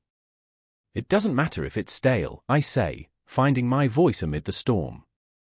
"It's the act that counts, the love that we pour into these offerings. The dead may be hungry, but so are we, hungry for their memory, for their presence." My heart races, the truth of my words igniting a fervor that reverberates through the chapel. Clara's expression softens, the weight of despair lifting just enough for hope to seep in. "We're all ghosts in our own way, trapped between worlds," she murmurs, and I can see it, the flicker of understanding igniting between us, a shared bond that transcends the veil of time. Perhaps they do hear us, after all. Yet, as the shadows stretch and the candlelight dims, Lucien's laughter lingers like a haunting refrain, a reminder that the past is never truly silent. The hunger of the dead, entwined with our own, reminds us of the ephemeral nature of existence, every meal, every offering, a desperate plea for connection that echoes through the ages. Outside, the wind continues to howl, a ghostly serenade that intertwines with the pulse of the living. The food offerings, both ancient and modern, weave a tapestry of memory, stitched together by the threads of grief and love. And as we stand there, the shadows of the past and the present entwined, we find ourselves caught in an eternal loop, an unending dance between life and death, desire and despair, where food becomes both sustenance and sacrifice. In this sacred space, we are haunted not just by the memories of loved ones lost but by the very essence of what it means to remember, to honor, to connect. And as the candle flickers, casting eerie shapes upon the stone walls, I realize, the dead may indeed be hungry, but we, how we are starved for their touch, their laughter, their love. The offering may be humble, but the heart that lays it down is immeasurable, a reflection of the boundless ties that bind us across time, through bread and tears, in a world where the dead never truly leave. The air is thick with the scent of smoke and spices, curling through the labyrinth of the village like a whisper from the ancestors. I stand amidst the chaos, a pot bubbling over with a vibrant mix of okra, tomatoes, and something dark and unknown, dark like the shadows that cling to the edges of the flickering firelight. The sound of laughter dances through the heavy air, but beneath that joy, I feel it, the impending dread, the weight of history pressing down, a reminder that joy and sorrow are two sides of the same coin. A woman's voice rises above the din, sharp and commanding, slicing through the laughter. Mama Amina, the village elder, her skin like worn leather, eyes fierce and alive as though she has seen centuries unfold. We feast not just for sustenance, but for the spirits who walk before us, she proclaims, her voice a thunderclap in the night. I watch her, a woman of contradictions, fierce yet tender, holding the past and present in her hands, kneading the dough of memory, shaping it into something we can consume. The tension wraps around my throat like a noose. I remember the stories she told me as a child, tales laced with the taste of bitter herbs and sweet honey, a balance of their duality. Across the fire, Malachi sits, my brother, his spirit cast in shadows. He stares into the flames, lost in a world where the echoes of our ancestors clash violently with the weight of today. I can feel his heart beating from where I stand, a relentless drum echoing in the silence that grows between us. He's always been the dreamer, but tonight, his dreams are dark, filled with visions of a future that feels as fragile as the flame itself. Do you think they're watching? He whispers, a question clawing at the corners of his mind. His brow is furrowed, worry lines etched deep like the ancient cracks in the earth. The fire crackles, sending embers swirling into the night sky, and for a fleeting moment, I imagine our ancestors, faces painted with tribal symbols, watching over us, their eyes glimmering like the stars. But then I remember the stories of sacrifice, the rituals performed under the gaze of the full moon, the blood that was spilled to appease the spirits. My stomach churns, a rising tide of fear, the taste of iron washing over my tongue. They may be watching, but are they pleased? I murmur, and the weight of my own words crushes me. Suddenly, a scream pierces the night, raw and guttural, shattering the moment. It's a child, little Kofi, lost in the shadows, his body trembling as he clutches a small bird, feathers ruffled and lifeless. My heart sinks, a stone plummeting into the abyss. The village rushes to him, but I remain rooted, paralyzed by the sight. Kofi's wide eyes reflect both horror and innocence, the embodiment of our people's cyclical dance with death and rebirth. A sacrifice, Mama Amina intones, her words barely above a whisper, but they crash into me like thunder. The spirits demand it. My hands tremble as I remember the tales of offerings made, how the blood of the innocent could cleanse the earth, how the cycle must continue. But Kofi is not an offering, he is a child, laughter wrapped in skin, innocence wrapped in joy. Please, I plead, the words tearing from my throat, desperate and raw. But Malachi's gaze is distant, lost in the fire's glow, his internal battles raging behind those dark, haunted eyes. He's always questioned the rituals. Why must we feed the past with the blood of our future, he had once said, words laced with defiance. But tonight, as Kofi clutches the lifeless bird, I see the flicker of doubt in my brother's heart. He is torn between tradition and the want for change, caught in a storm that threatens to uproot everything he believes. The shadows grow longer, the fire wanes, and a thick silence blankets us. Time stretches, an elastic band pulled too far, threatening to snap. I want to scream, to break free from the endless cycle, to shatter the expectations, but with each pulse of the night, the rituals pull me back, whispering their age-old promises. The crowd's murmurs rise, fear and excitement intermingling as Mama Amina approaches Kofi, her presence a looming storm cloud. Kofi, she says, her voice softening, and for a moment, I see the flicker of hope in her eyes. You are brave. The spirits need strength. My heart races as she kneels, preparing to offer Kofi the comfort of acceptance, but the words that escape her lips are heavy with finality. You must honor them. Not this child. The weight of my voice hangs in the air, a lifeline tossed into the storm. My heart pounds, each beat echoing the cries of the ancestors, the ghosts of our lineage rising, demanding their due.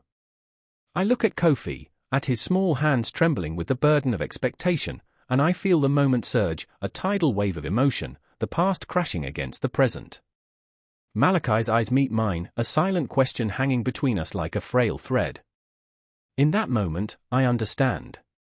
We are the keepers of our history, but we are also the architects of our future.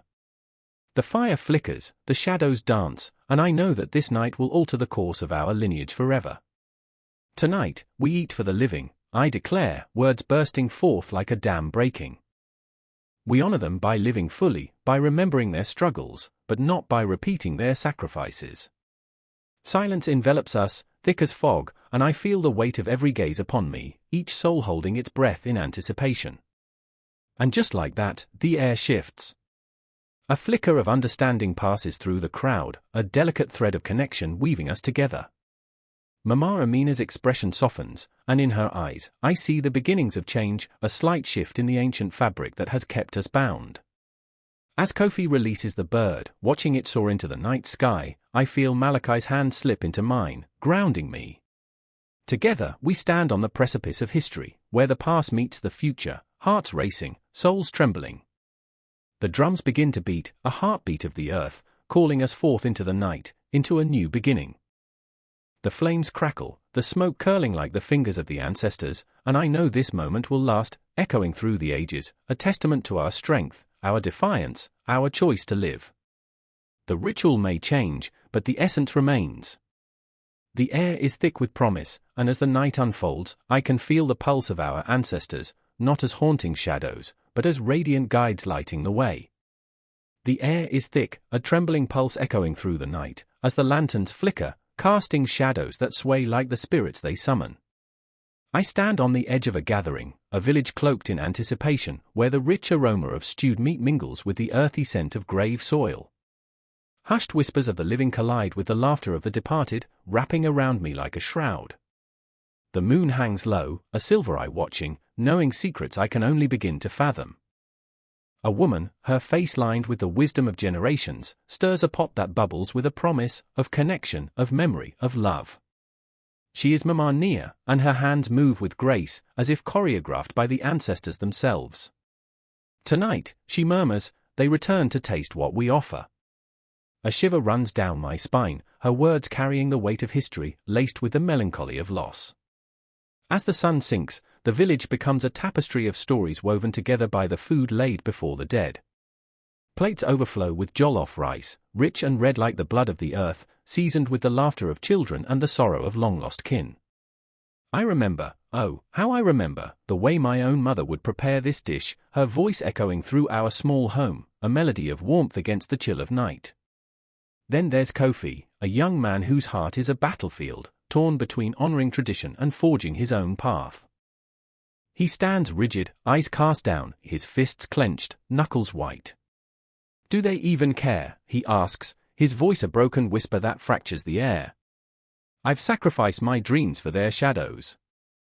The bitterness curls in the corners of his mouth, a haunting reminder of the weight he carries.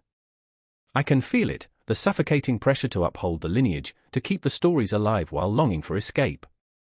Yet food, oh glorious food, is the bridge. As the community gathers, they reach for the dishes, invoking the spirits with every mouthful. The essence of yam, the sweetness of plantains, a feast that transcends time. Each bite tells a story, a communion with the ancestors. I can almost hear them, their laughter swirling with the smoke from Mama Nia's pot, echoing through the rustling leaves. Food gives life to memory, she had told me once, eyes glistening with unshed tears. It is our way of saying, you are not forgotten. I remember the way the sun pierced through the trees, illuminating her face, a goddess in the kitchen, the hearth of our home. But Kofi struggles with this truth, he wants to break free, to discover who he is beyond the names etched in the family tree. At the center of this ethereal gathering, a bowl of pounded cassava sits, adorned with the vibrant greens of ugali. The villagers lean close, their breath mingling with the scent of spices, the taste of nostalgia so palpable it could choke a soul. I watch as Mama Nia lifts her voice, an incantation weaving through the air, summoning the spirits to partake in the feast. A tremor runs through the crowd, a collective heartbeat as they whisper their ancestors' names, each syllable a lifeline drawn across the chasm of time. Abina, they call, Kwame, they chant, the names cascading like a waterfall over rocks. I close my eyes, feeling the rush of memory flood through me, the warmth of family gatherings, the laughter echoed in the modest wooden home where food was a balm for every wound. But Kofi's simmering frustration spills over. What if they don't come? His voice rises, piercing the reverent silence. It's a challenge, a tremor of fear mixed with anger. A crack in the facade of tradition. Mama Nia turns to him, her gaze fierce yet tender, as if she can see not just him, but the boy who balances on a tightrope of expectation. They will come, my child. They always do. Food knows the way home. A silence blankets the gathering, heavy with tension, as Kofi's eyes flare with doubt. What if I can't feel them? What if I'm not enough? His heart beats as fast as the drums in the distance, each pulse a question unanswered, the ghosts of his ancestors swirling just beyond his reach. Mama, tell him, I whisper, a plea stitched with urgency. Tell him that food carries their essence. But I know the weight of her silence, how it can be a force both tender and terrifying. In this moment, Kofi's conflict becomes palpable, an aching heart caught in the cycle of life and death. As the meal unfolds, the laughter and the tears blend seamlessly, the stories intertwining like the roots of ancient trees. I can taste the bittersweetness of it all, a reminder that grief and joy are two sides of the same coin. The food is more than sustenance, it is a ritual, a rite of passage, a connection that transcends the physical realm. Each bite is a haunting echo of those who came before, a reminder of their sacrifices, their dreams, their unfulfilled promises. The night deepens, shadows stretching like fingers across the earth, and suddenly, a breeze whistles through the gathering, chilling my very bones. The air thickens, charged with an energy that feels almost electric. I look around, searching for signs of the unknown, a rustle, a whisper, a fleeting glimpse of something beyond comprehension. Kofi stands, breathless, the air around him heavy with unspoken words. I will honor them, he declares, but his voice quakes with uncertainty. Even if it means losing a part of myself. Mama Nia's gaze softens, understanding the battle raging within him, the desire to honor his ancestors while seeking his own identity. The laughter quiets, the weight of his admission hanging like a prayer in the night. Food, once a binding force, now feels like a tether, a string pulled taut between duty and desire. The villagers watch, the flickering lanterns casting shadows that dance like ghosts, waiting for the moment of truth to unfold. And just as the tension threatens to snap, the first dish is served, steaming hot, fragrant, alive.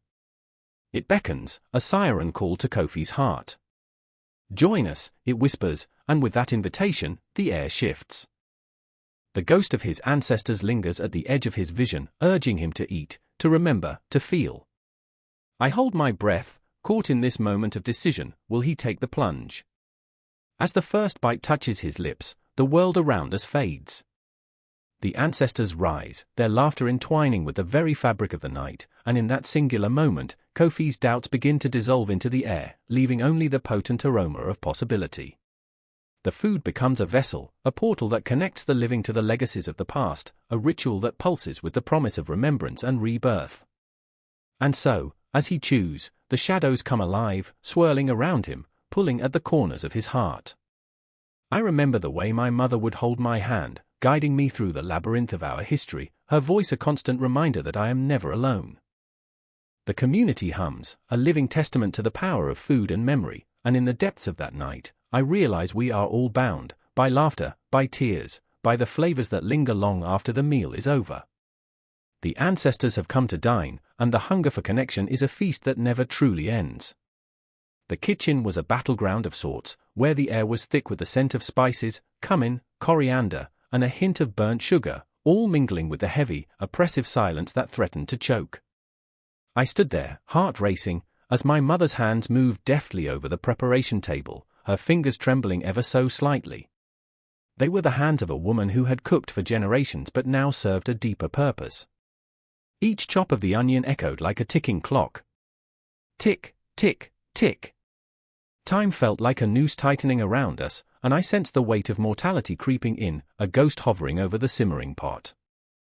Why is everything so heavy today? My voice cracked, the question hanging in the air, desperate for an answer. I was still searching for the words, the reason why today felt different, why the food we prepared for the puja felt like a sacrificial offering to a deity we had long revered but now feared. My mother didn't look up. She kept chopping, slicing, and dicing, each motion deliberate, as if she were crafting not just a meal but a ritual to stave off the inevitable. I remember, she began, her voice barely above a whisper, when your father was alive, he would joke about the ghosts in the kitchen. They're waiting for the good food, he'd say, and we would laugh. But now, she paused, the knife hovering above the cutting board, and I could see the glint of tears in her eyes. Now, it feels like they're waiting for us. The shadows danced along the walls, morphing into grotesque shapes as the sun dipped below the horizon. The fading light felt like the dying embers of our family's legacy, each flicker a reminder of the past. I ached for my father, his laughter echoing in my mind, reassuring me that everything would be fine, that food was life and life was food, and death. Well, death was just another meal, another offering to the cycle of existence. But the absence weighed heavily, and the kitchen felt like a sepulchre, a place where hopes and memories simmered alongside lentils and rice.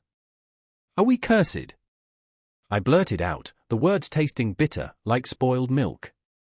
Is this what it means to betray the gods with our food? She turned to me then, her gaze fierce but wearied, and in that moment, I saw the flicker of fear in her eyes, fear of the unseen, the inevitable, the final bite that would answer the question of existence. Cursed, she spat, her voice rising. No, we are not cursed. We are simply human. The word hung between us, raw and palpable. I could see the struggle in her gaze, the fight against the encroaching darkness that threatened to engulf her. She picked up a piece of ginger, cradling it like a child. This root, it connects us to everything. It sustains life, but it is also a reminder of death. The cycle. We nourish ourselves, but we also relinquish. We are the food, and we are the fed. The weight of her words sank in like a stone, each syllable a funeral dirge for the unspoken fears we harbored. The ritual we were preparing wasn't just an offering, it was an acknowledgement of mortality, a desperate plea to the spirits, to the cosmos, to understand our plight and grant us the grace to carry on. I remember when I was a child, running barefoot in the fields, gathering wildflowers, oblivious to the shadows lurking at the edges of my innocence. The laughter was bright then, untainted by the knowledge of what awaited us all. But now? Now, those shadows were friends and foes, laughing and crying with us as we prepared to confront the eternal question, what happens when the meal is over? And then came the knock at the door. It echoed like a death knell through the hall, and my stomach twisted at the sound. My mother exchanged a glance with me, a silent conversation filled with dread. Who was it? The neighbors? The priest? Or worse, the messenger of bad news? Stay here, she commanded, but her voice trembled. I could feel the fear radiating from her, and I knew she felt it too, the spectre of loss looming over us, daring us to confront the unthinkable. With shaky legs, I approached the door, my heart hammering against my ribcage. I opened it slowly, revealing an old woman, hunched and frail, her face lined with the stories of 1,000 meals. I brought you something, she croaked, thrusting a basket forward.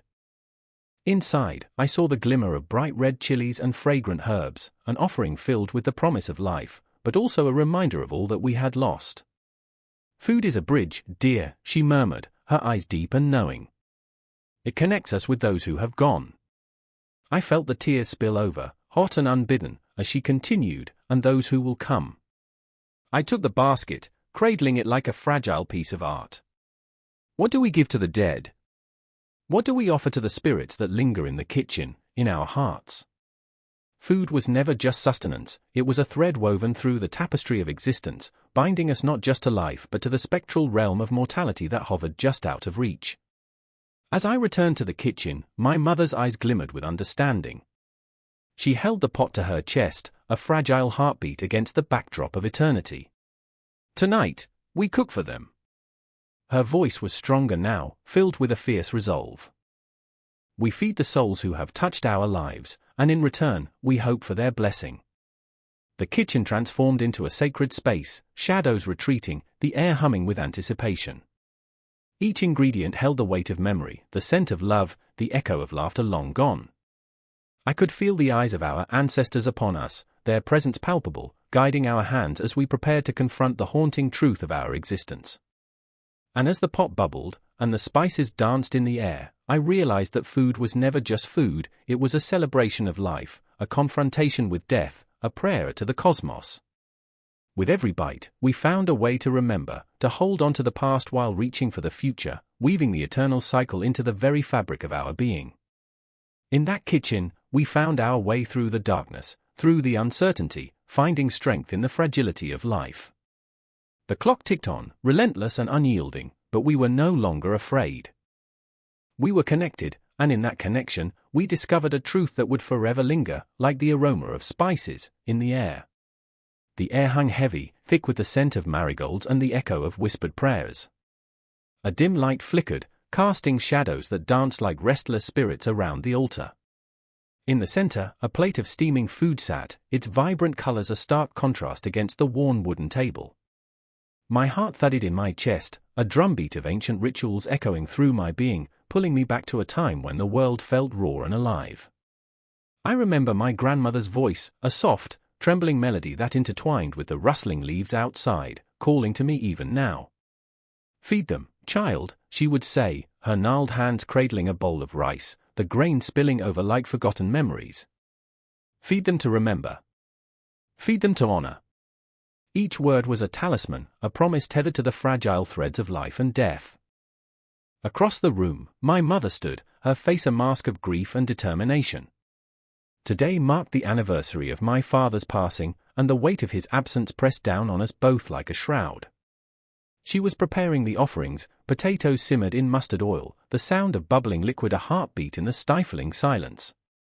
As she chopped, her knife danced viciously against the cutting board, each slice a release of pent-up sorrow. "I will never understand why you still believe in this nonsense," I shot out, my voice trembling, caught between anger and despair. It clawed its way up my throat, desperate to escape. "How can a plate of food bring him back? How can you think he's listening?" Her eyes, glistening with unshed tears, met mine, and in that moment, the world faded, leaving only the raw truth of our grief.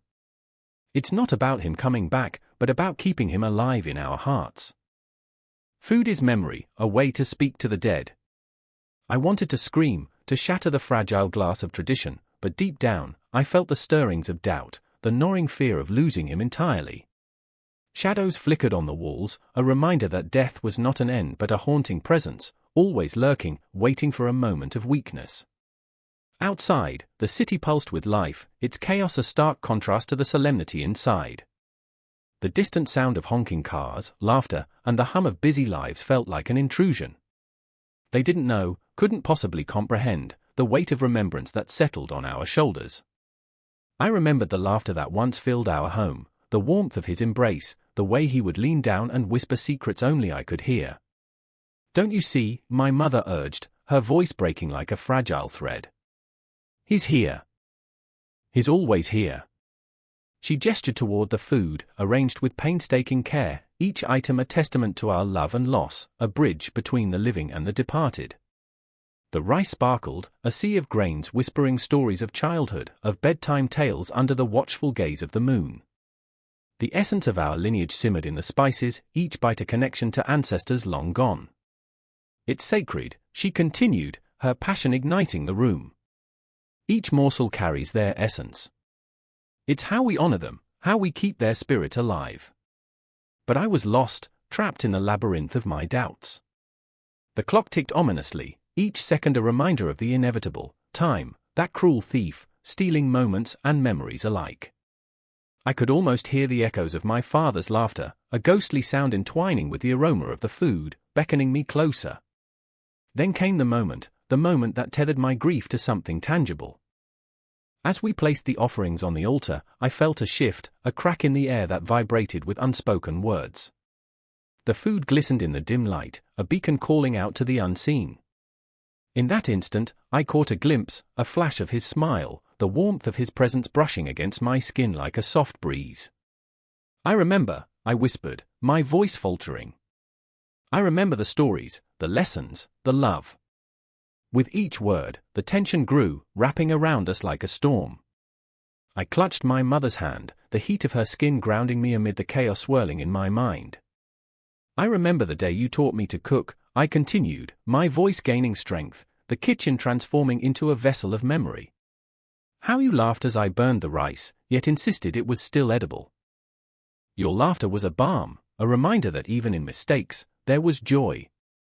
As the words spilled from my heart, I saw my father in the flickering light, an outline, a shadow, a piece of my soul that refused to let go. In that moment, the food became more than just sustenance, it was a lifeline, a thread woven through generations, a promise that love transcended even death. The rituals of Shraddha unfolded around us, wrapping us in their embrace, binding our past to the present through the sacred act of sharing a meal.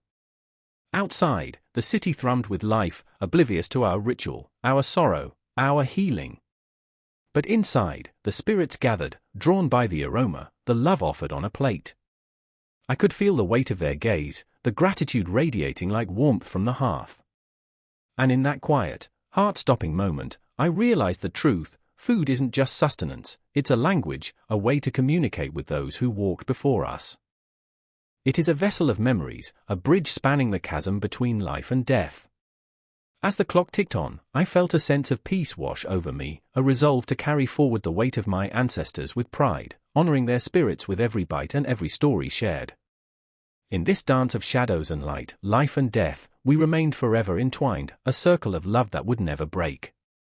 The ritual wasn't just a remembrance, it was a celebration, a testament to the indomitable spirit of family, echoing through the ages, whispering promises of connection as the world spun on, oblivious to the sacred bond we were forging in the flickering light. Chapter 15:8 Voodoo and the culinary connection to the dead. The air was thick with the acrid scent of smoke and something sweetly decayed, a mix that twisted into the lungs and clawed at the throat. The flickering candles cast shadows that danced like the restless spirits of the dead, whispering secrets in a language only the desperate could understand. At the center of this chaos stood Delphine, her heart pounding like a drumbeat in a funeral procession. She could almost hear the echoes of her ancestors, their voices melding into her thoughts, urging her forward, yet holding her back. "Please," she murmured, her voice barely breaking through the cacophony of the night. "Just a taste. Just one memory to guide me." The pot before her bubbled ominously, its contents swirling like a storm. She could see the shimmering reflection of her own haunted eyes staring back, lost in the madness of her own making. Behind her, Gabriel paced, his hands trembling with unspent energy, a raw edge of desperation in his voice.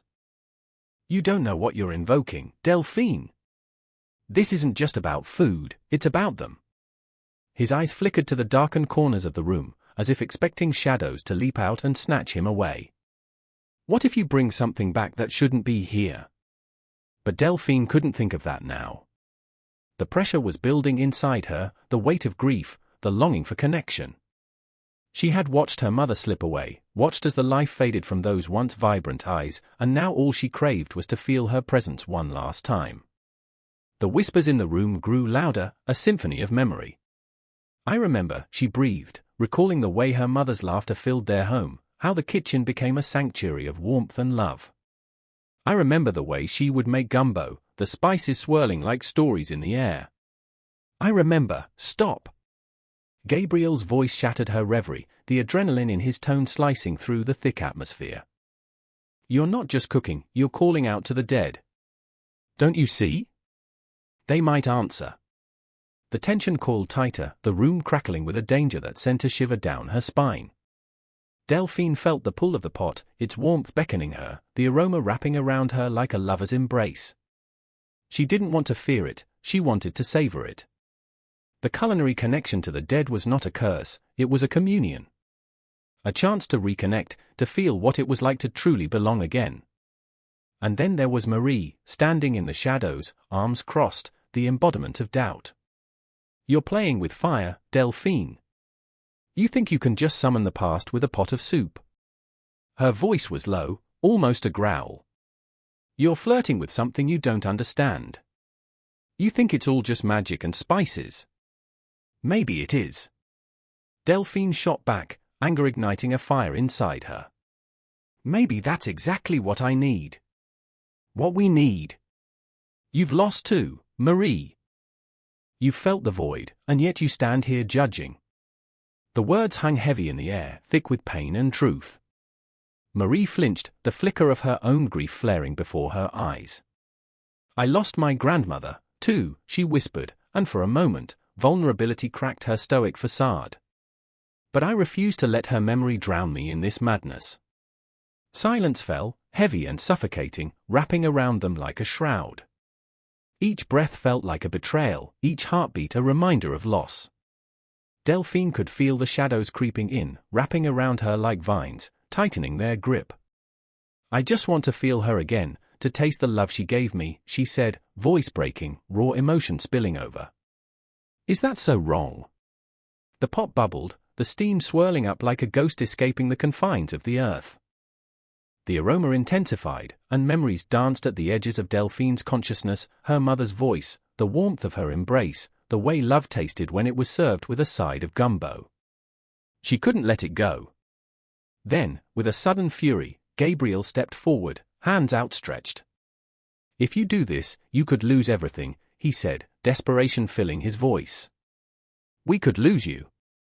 Don't you see? The dead don't just come for a taste, they come to claim." And then it hit her.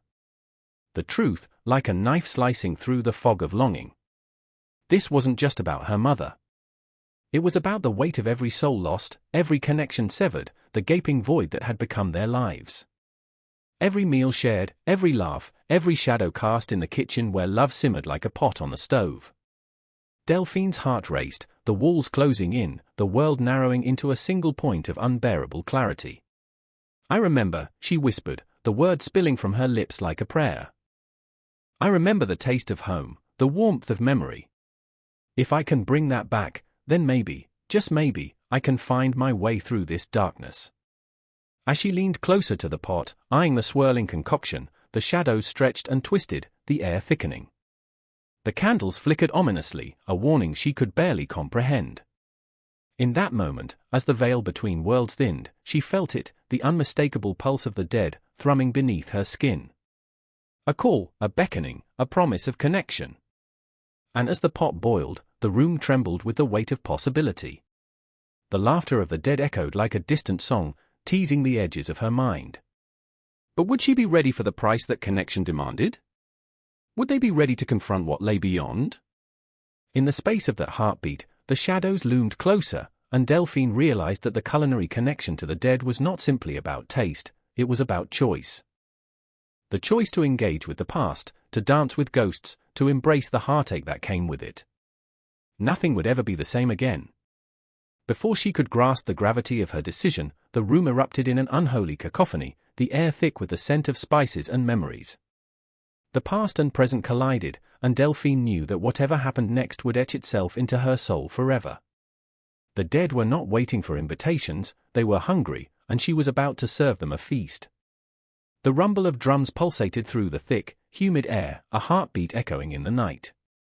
Shadows danced under the flickering glow of candles, flickering like whispers of the ancestors. I stood there, frozen, ears ringing, my heart pounding in time with the rhythm. It was a moment steeped in the sacred and the profane, and I was both witness and participant, a curious soul caught in a web of hunger and longing, of fear and revelation. Marie, a woman with eyes like haunted wells, stood before a cauldron simmering with secrets. Her hands, calloused but gentle, stirred the mixture with reverence, each movement deliberate, a prayer in motion. The scent of spices, earthy and vibrant, filled my nostrils, a tantalizing reminder of home and heritage. She was the priestess of this gathering, the keeper of knowledge passed down through generations, carrying the weight of the past on her slender shoulders. But tonight, something was off. The air crackled with tension, a storm brewing beneath the surface. Across the clearing, I could see Jack, his face a mask of anguish. He had come to Marie seeking solace, relief from the ghosts that haunted him, the spirits of loved ones lost to the cruel hands of fate. He clutched a worn photograph, fingers trembling, as if the weight of grief could crush him. The firelight flickered across his features, illuminating the scars of sorrow etched deep into his skin. He was vulnerable, raw, a man stripped bare before a world that had shown him no mercy. I remembered the first time I had tasted the richness of life through food, the way flavors mingled and danced on my tongue like forgotten memories. At that moment, I felt a pull, a connection that transcended the mundane. Food wasn't just sustenance, it was a conduit to the divine, a way to commune with the spirits that lingered around us.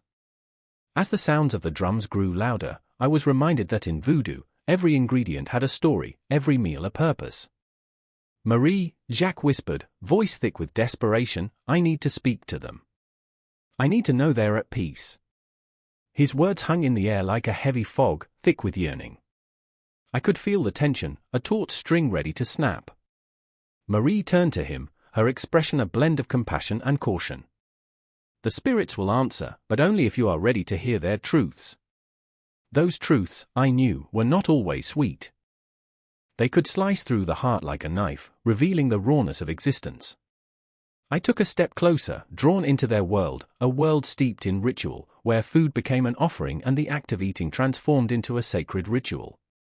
The bittersweet taste of black beans simmering with garlic and thyme, the aroma filling the air like an embrace from the past, could summon spirits just as powerfully as a prayer.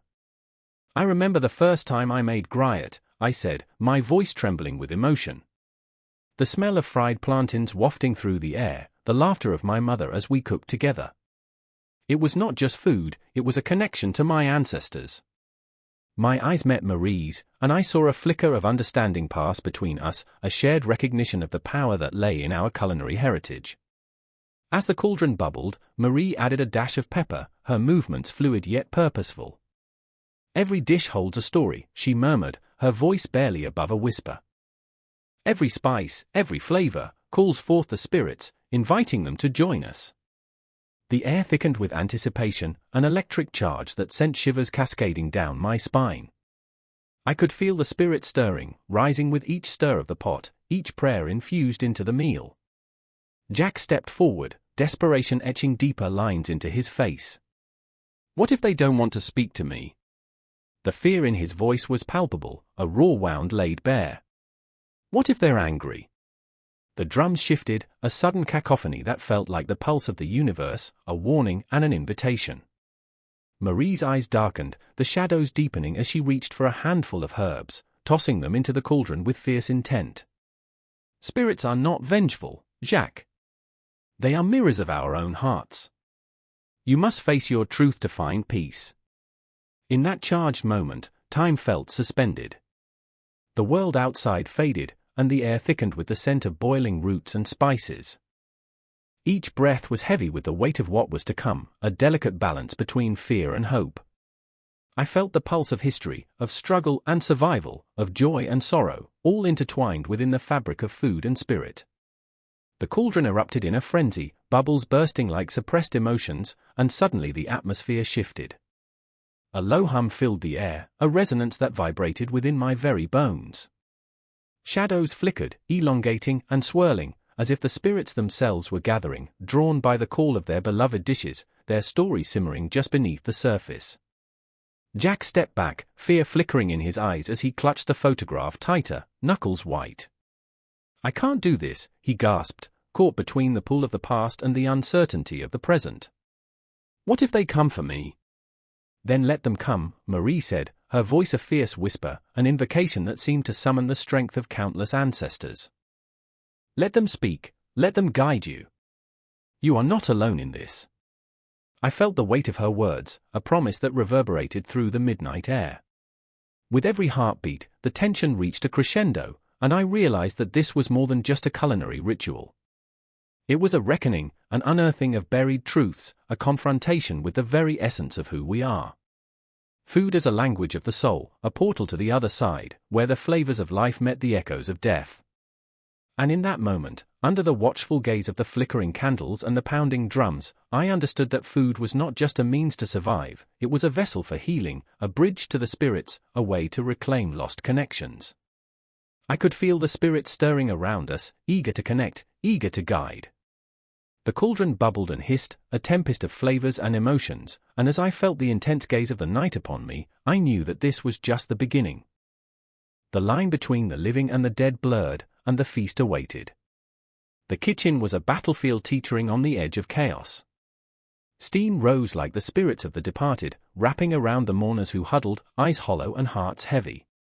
The air was a tangled mess of spices, grief, and unspoken words, the kind of air that prickles at the back of your throat, begging for release. Each sound, each clatter of a pot or the soft sob of a widow, reverberated with a raw intensity that felt almost sacred. I remember the way the light flickered, dim and uncertain, as if even the sun dared not penetrate the veil of despair. My fingers trembled around the wooden spoon, stirring a pot of broth, an ancient recipe passed down through generations, simmering with ancestral whispers. The broth was meant to soothe, to heal, to bring comfort amidst the hollow ache. Yet, all it did was remind me of the last time we stood here, laughing, vibrant, the kitchen alive with joy. Now it was a mausoleum filled with shadows, a place where laughter had been replaced by the sharp, metallic taste of sorrow. Margaret stood nearby, her face pale as a ghost, a spectre of the woman I once knew. She was my sister, once fierce and full of life, now a hollow shell, crumbling under the weight of our family's loss. I caught her eye, searching for a flicker of that old spark, but all I saw was despair, like a wave crashing against the rocks, relentless and unforgiving. Each pulse of grief made it harder to breathe, to think, to remember the joy we had before death cast its grim shadow. "Do you remember?" she started, but her voice broke, splintering into 1,000 shards of emotion. "Do you remember when Mom made this? For Grandma?" The question hung heavy in the air, thickening with the aroma of herbs and memories. I nodded, my throat tightening. Yes, I remembered. I remembered the way Grandma's laughter filled the room, the way the food brought us together, each dish a tribute, a reminder of love intertwined with loss. The way her hands danced over the ingredients, a graceful ballet of flavor and warmth. I remember, I whispered, the words feeling like a prayer, an invocation to the spirit of our family. But now, as we prepared to feast on our grief, the very act of cooking felt like a betrayal. The kitchen was our sanctuary, yet it was now a battleground of emotions, where food transformed from nourishment to a reminder of absence. I stirred the pot, the broth swirling with layers of history, echoing the stories of those who had come before us. It was a concoction of sorrow and memory, seasoned with tears. A sudden crash shattered the mournful silence. Julia, our cousin, had dropped a plate, the sound sharp and jarring, like a knife plunging into flesh. "Damn it," she yelled, her voice a mixture of frustration and despair. Her eyes were wild, like a hunted animal caught in the grasp of grief. "We can't even get this right." "Julia, it's okay." I reached out to her, but she was spiraling, the storm of emotion she held within bursting forth like a dam breaking. "What's the point? We're just going through the motions, acting like everything's fine." "It's not fine. We're here, cooking for a funeral, and where is she? Where is Mom?" Tension crackled in the air, a suffocating weight pressing down on us. The shadows deepened like an encroaching night, and I could feel the fear creeping in, fear of forgetting, of being forgotten. It gnawed at my insides, a ravenous beast demanding to be fed. The food, the broth, the bread, was supposed to be a balm, a way to honor our loved ones, but instead, it felt like a sinister reminder of the void they left behind. I moved closer to Julia, my heart racing, the air charged with unspoken feelings. "This is how we remember them," I murmured, my voice trembling. "Through food, through sharing. We keep their spirit alive." But even as I spoke, I could feel the doubt creeping in. Was that enough? Would stirring this pot somehow bring Grandma back? Margaret joined us, her hands trembling as she placed a dish on the table. "Food is a bridge," she said softly, tears glistening in her eyes. "It connects us, even when they're gone." Her voice cracked like fragile glass. "It's not just about the taste, it's about the memories, the love." It's everything. I wanted to believe her. I wanted to feel the warmth of those memories wrapping around me like a comforting blanket. But all I felt was the icy grip of loss, a cold hand squeezing my heart tighter with each passing second. The clock on the wall ticked away the minutes, the sound echoing like a funeral dirge, each tick a reminder of time slipping away, of life moving on while we were still trapped in this moment, this pain. And then, as if conjured by the weight of our grief, the door creaked open. The air shifted, a chill sweeping through the room, as if the very fabric of reality had been torn. A figure appeared, a silhouette against the darkness. My breath caught in my throat, a gasp of disbelief. Could it be? In that moment, everything suspended, the air thick with anticipation, the broth simmering on the stove, the memories swirling like smoke. The figure stepped forward, revealing the familiar face of our mother. Time blurred, and I was left gasping, caught between grief and hope. "Mom," I whispered, my heart pounding like a war drum. "Is it really you?" But she was a vision, a dream that danced just beyond my reach. The shadows flickered, and the tension in the room shifted, morphing into something more profound, more unsettling. What did it mean? Was she here to comfort us, or was she a haunting reminder of what we had lost? The kitchen, once a place of solace, now felt like a stage set for a heart-wrenching play, a drama of life, death, and the unending cycle of grief. The food simmered, the aroma blending with the tension in the air, thick and heavy. We were trapped in this moment, caught between memory and reality, unsure of what lay ahead. And as the figure lingered, the broth bubbled, each simmering droplet embodying the essence of our family, love, laughter, loss. The kitchen stood as a testament to the role food played in our lives, a sacred act that transcended the boundaries of life and death. In that moment, I understood, we were feeding not just our bodies, but our souls. With each ladleful poured, we laid bare our hearts. The food was more than a meal, it was a ritual, a way to honor the past while grappling with the present. The kitchen became a sacred space where grief transformed into nourishment, where memories danced like ghosts around us, reminding us that love endures even in the face of death. And as the figure faded into the shadows, whispers of hope mingling with the simmering broth, the kitchen pulsed with the energy of all that had come before. We stood together, entangled in our grief, yet reaching for the light, a flicker of warmth, a promise of connection, a reminder that even amidst the darkness, we would always find our way back to each other. The air hung thick with the weight of grief, a silence that enveloped the mourners like a shroud. I stood at the edge of the gathering, the flickering candles casting ghostly shadows on faces smeared with tears, their eyes, hollow and wild, spoke of a love lost too soon. A mother clutched a crumpled tissue, her fingers trembling, while a man in the corner, jagged lines etched into his skin, held a half-empty bottle, the amber liquid swirling like memories, taunting him with what had been and what could never be again.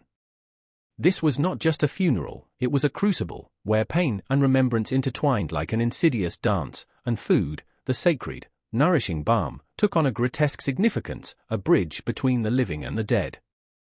I remember the first time I felt the raw power of food in mourning. It was at a wake for my grandmother, the scent of her beloved borscht filling the room, its deep crimson hue mirroring the blood of generations past.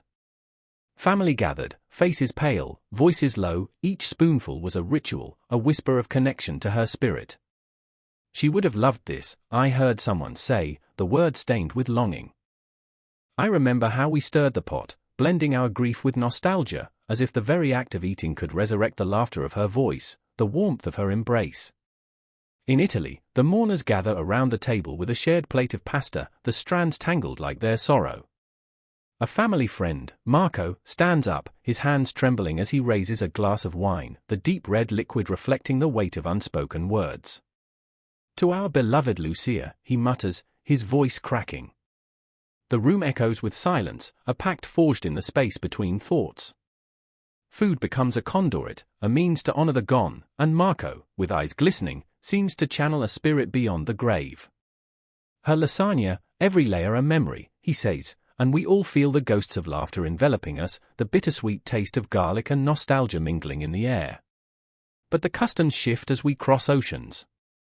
In Japan, the mourners bow deeply, a haunting ritual steeped in respect. Rice balls, painstakingly crafted, line the tables, each grain a prayer, each bite a connection to the departed. I watch as a widow places a ball delicately on her husband's shrine, her hands trembling, raw and exposed. He always said food was love, she whispers, and I feel my heart ache, the weight of her words crashing like waves against my soul. Food becomes a vessel, holding the essence of those who have slipped through our fingers, a way to keep them alive even in silence. And then there's the stark intensity of a New Orleans funeral, where grief spills into the streets like the vibrant jazz that fills the air. The brass band plays a samba tune that transforms into a celebration, dragging the mourners into the rhythm of life and death. They dance with wild abandon, stuffing their mouths with gumbo and jambalaya, an explosion of flavors that tells the story of resilience. We eat, we cry, we celebrate, a woman shouts, laughter mingling with tears, her face glowing with a ferocity that challenges the very notion of loss.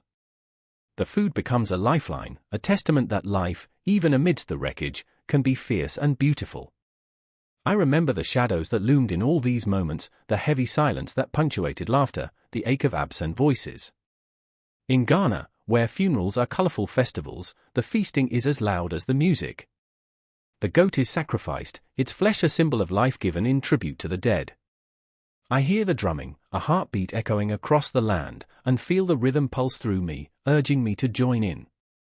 But beneath the surface of celebration, the pain weaves its way like a dark thread, a reminder that even in joy, sorrow lingers.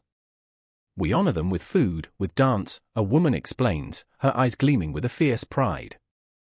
But we also carry their weight. Every bite, every morsel shared screams of longing, each custom, a thread in the tapestry of existence, binding us to those we've lost. I think of the man in the corner, his glass now empty, reflecting a past he cannot let go of. The whiskey remains a bitter comfort, every sip a lamentation for dreams unfulfilled. I see him reach for a plate of food, the gesture almost instinctual, a craving for connection stronger than the ache of his heart. Food does not erase the pain, but it cradles it, whispering promises of remembrance and love. I remember standing in that dimly lit room, the flickering shadows dancing against the walls, and feeling the convergence of cultures, the shared humanity that binds us all. The mother's tears, the widow's whispers, the joyous cries of the New Orleans revelers, all threaded together in a haunting symphony of grief and sustenance. They remind me of the fragility of life, the moments that slip through our fingers like grains of sand, yet also of the urgency to celebrate what remains. Time folds and stretches, a cosmic dance of moments that feel both eternal and fleeting. In that room, surrounded by the cacophony of mourning, I feel the pulse of the world, an echo of laughter, a whisper of love, the haunting shadow of loss. Food, in all its forms, becomes a universal language, a way to bridge the chasm between the living and the lost. The story simmering in every pot, the laughter lingering in every shared meal, serve as a testament to our resilience. As I step back, the faces of the mourners blur together, each one a vivid brushstroke in this portrait of sorrow and celebration. I can almost hear the heartbeat of the cosmos, reminding me that we are all part of this intricate web of life and death, forever intertwined. The food, the rituals, they are not just customs, they are lifelines, breathing warmth and hope into the chilling silence left in the wake of loss.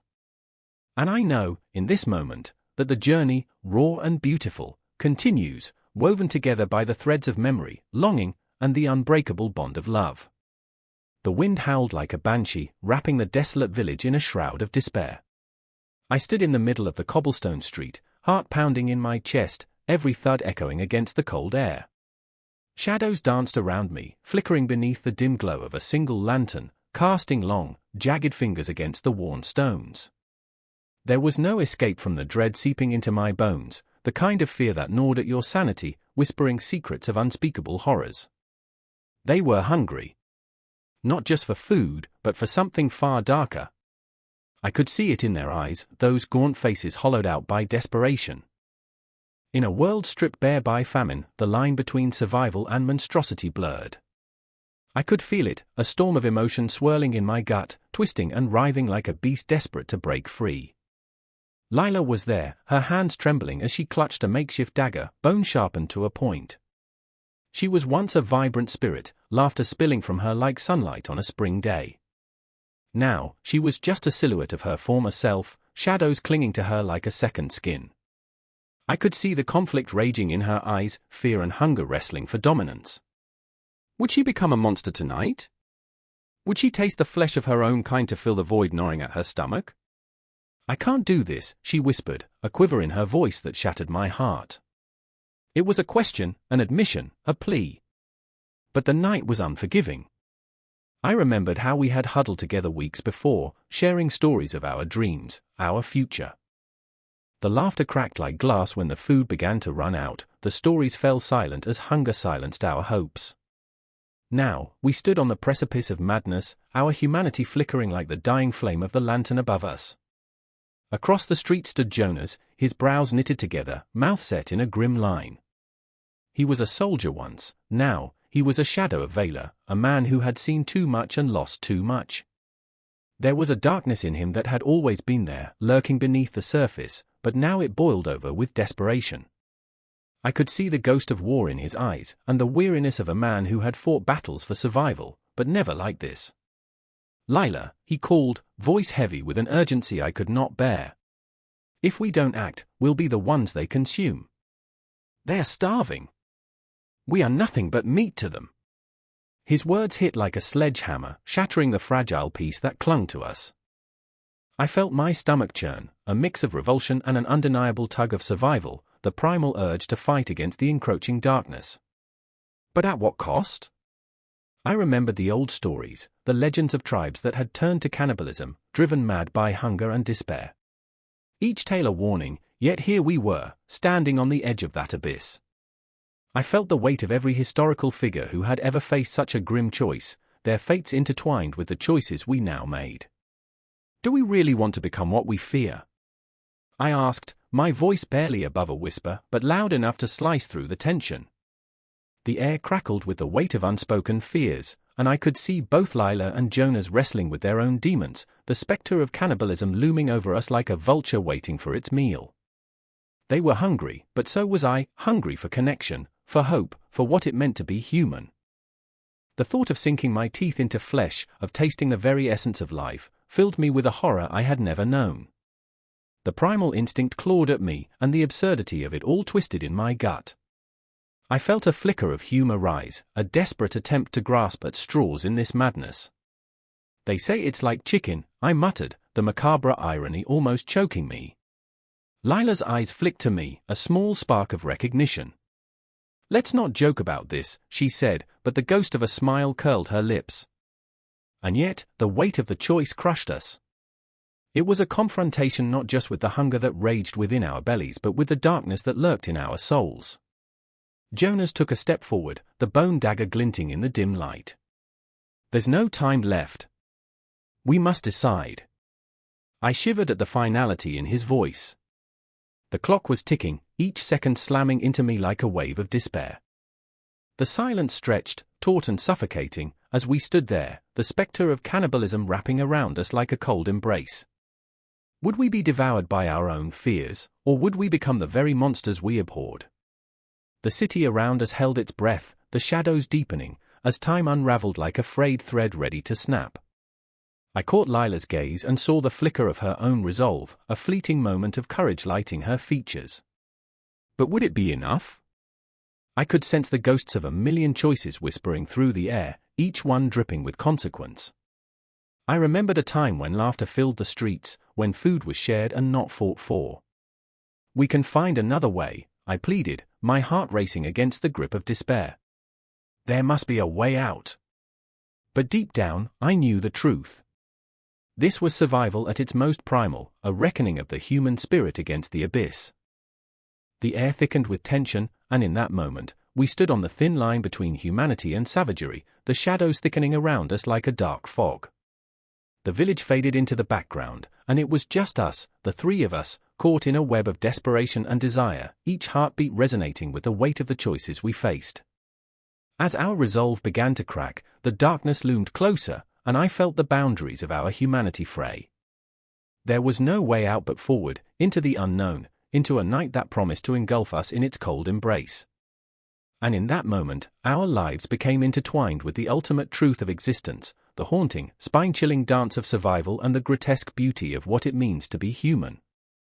The cold wind howled through the desolate trees, the moon casting a ghostly light on the snow-blanketed ground. I stood there, heart racing, breath visible in the frigid air, as I watched Sarah kneeling by the fire, her hands trembling. The flames danced, casting flickering shadows that twisted like the thoughts clawing at my mind. "We have to do it," she whispered, her voice barely a breath above the crackling wood. It was a thought that burrowed deep in the marrow of desperation, a thought that clung to us like a shroud. I remembered the stories, the old tales shared in hushed tones around flickering campfires, dark and twisted, like the very shadows we now inhabited. Cannibalism as a form of survival. Survival. Survival. The word echoed, twisting in the air like smoke, a bitter reminder of our predicament. Mark, her eyes glinted, a storm brewing beneath the surface. "They won't understand. If we're caught, if they find out," I felt the weight of her gaze, the haunting fear pushing down my chest. I remember the last time we feasted, the laughter, the warmth of the community. How quickly we went from sharing food to rationing scraps, how the very essence of humanity slipped like sand through our fingers. "What choice do we have?" I asked, but even I could hear the tremor in my voice, a plea, a surrender. The night wore on, as the memories of our former lives flickered like dying embers in the back of my mind. I remembered my mother's face, how she used to cradle me close, telling me tales of brave warriors and the spirits of the earth. But the earth had become a barren wasteland, stripped of its bounty. I glanced at Sarah, her cheeks hollow, and I saw the reflection of my own despair in her eyes, the disillusionment of a world gone cold. Outside, the wind screeched, a banshee's wail, and I felt the universe pressing down on me. Like time itself was a noose tightening around our necks. What if we can't find someone? The thought spiraled, dizzying, a reminder of the darkness lurking just beyond the firelight, the hunger, the primal urge that clawed at our insides. What if we can't survive without it? And then, silence.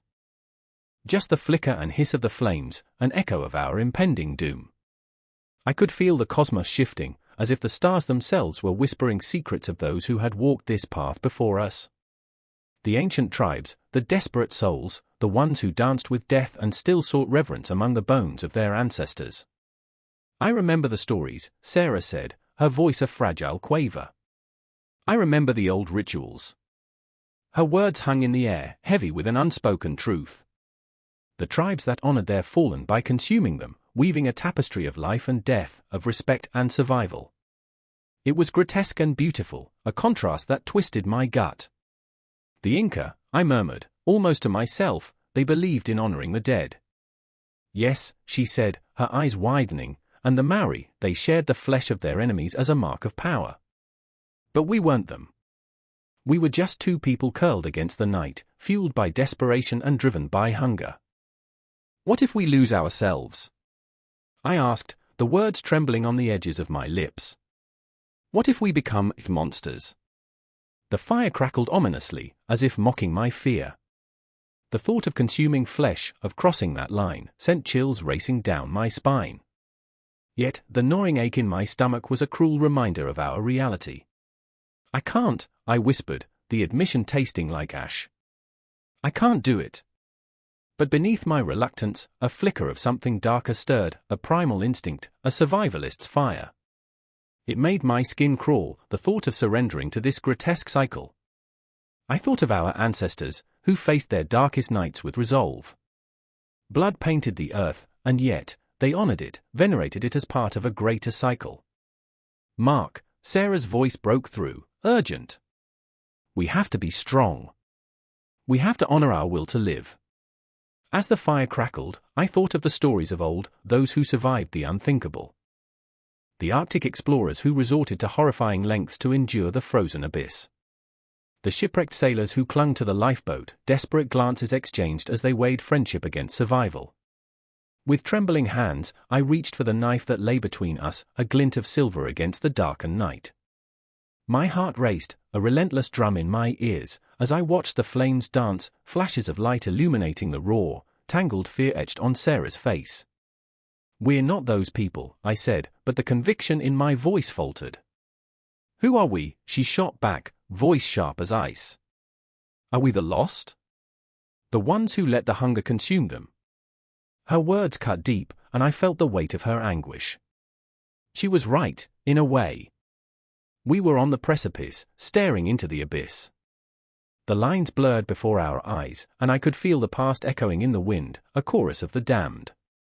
"Survival," she whispered, her breath hitching, "is a form of reverence. It's all we have left." My mind raced, memories swirling like leaves in a storm. The faces of those I had loved, their laughter, their warmth, flickering like ghosts around the fire. But would they forgive us? Would they understand as we slipped into the madness? I could feel the weight of the decision pulling me down, a gravitational force that threatened to consume everything. The wind howled, and the darkness closed in, a suffocating blanket of despair. I glanced at the knife again, our potential savior and our greatest horror, and I knew time was slipping away like sand through my fingers. The fire crackled, a heartbeat echoing against the void, and as I stole a glance at Sarah, I could see the same conflict mirrored in her eyes. We were two souls, tethered by desperation, unwilling to let go of our humanity even as it slipped through the cracks. "Mark," she ventured, her voice quaking. "What if this is our only chance?" And in that moment, the world shrank around us. The stars dimmed, the shadows deepened, and the chill of the night seeped into my bones. The clock of fate ticked on, unforgiving, relentless, as our reality loomed before us. We stood at the edge of a precipice, hearts racing, breaths mingling with the smoke, and the specter of survival looming over us. Would we honor the darkness, or would we fight it? And all I could do was hold on to her hand, as the flames crackled and the night whispered its ancient, terrible secrets.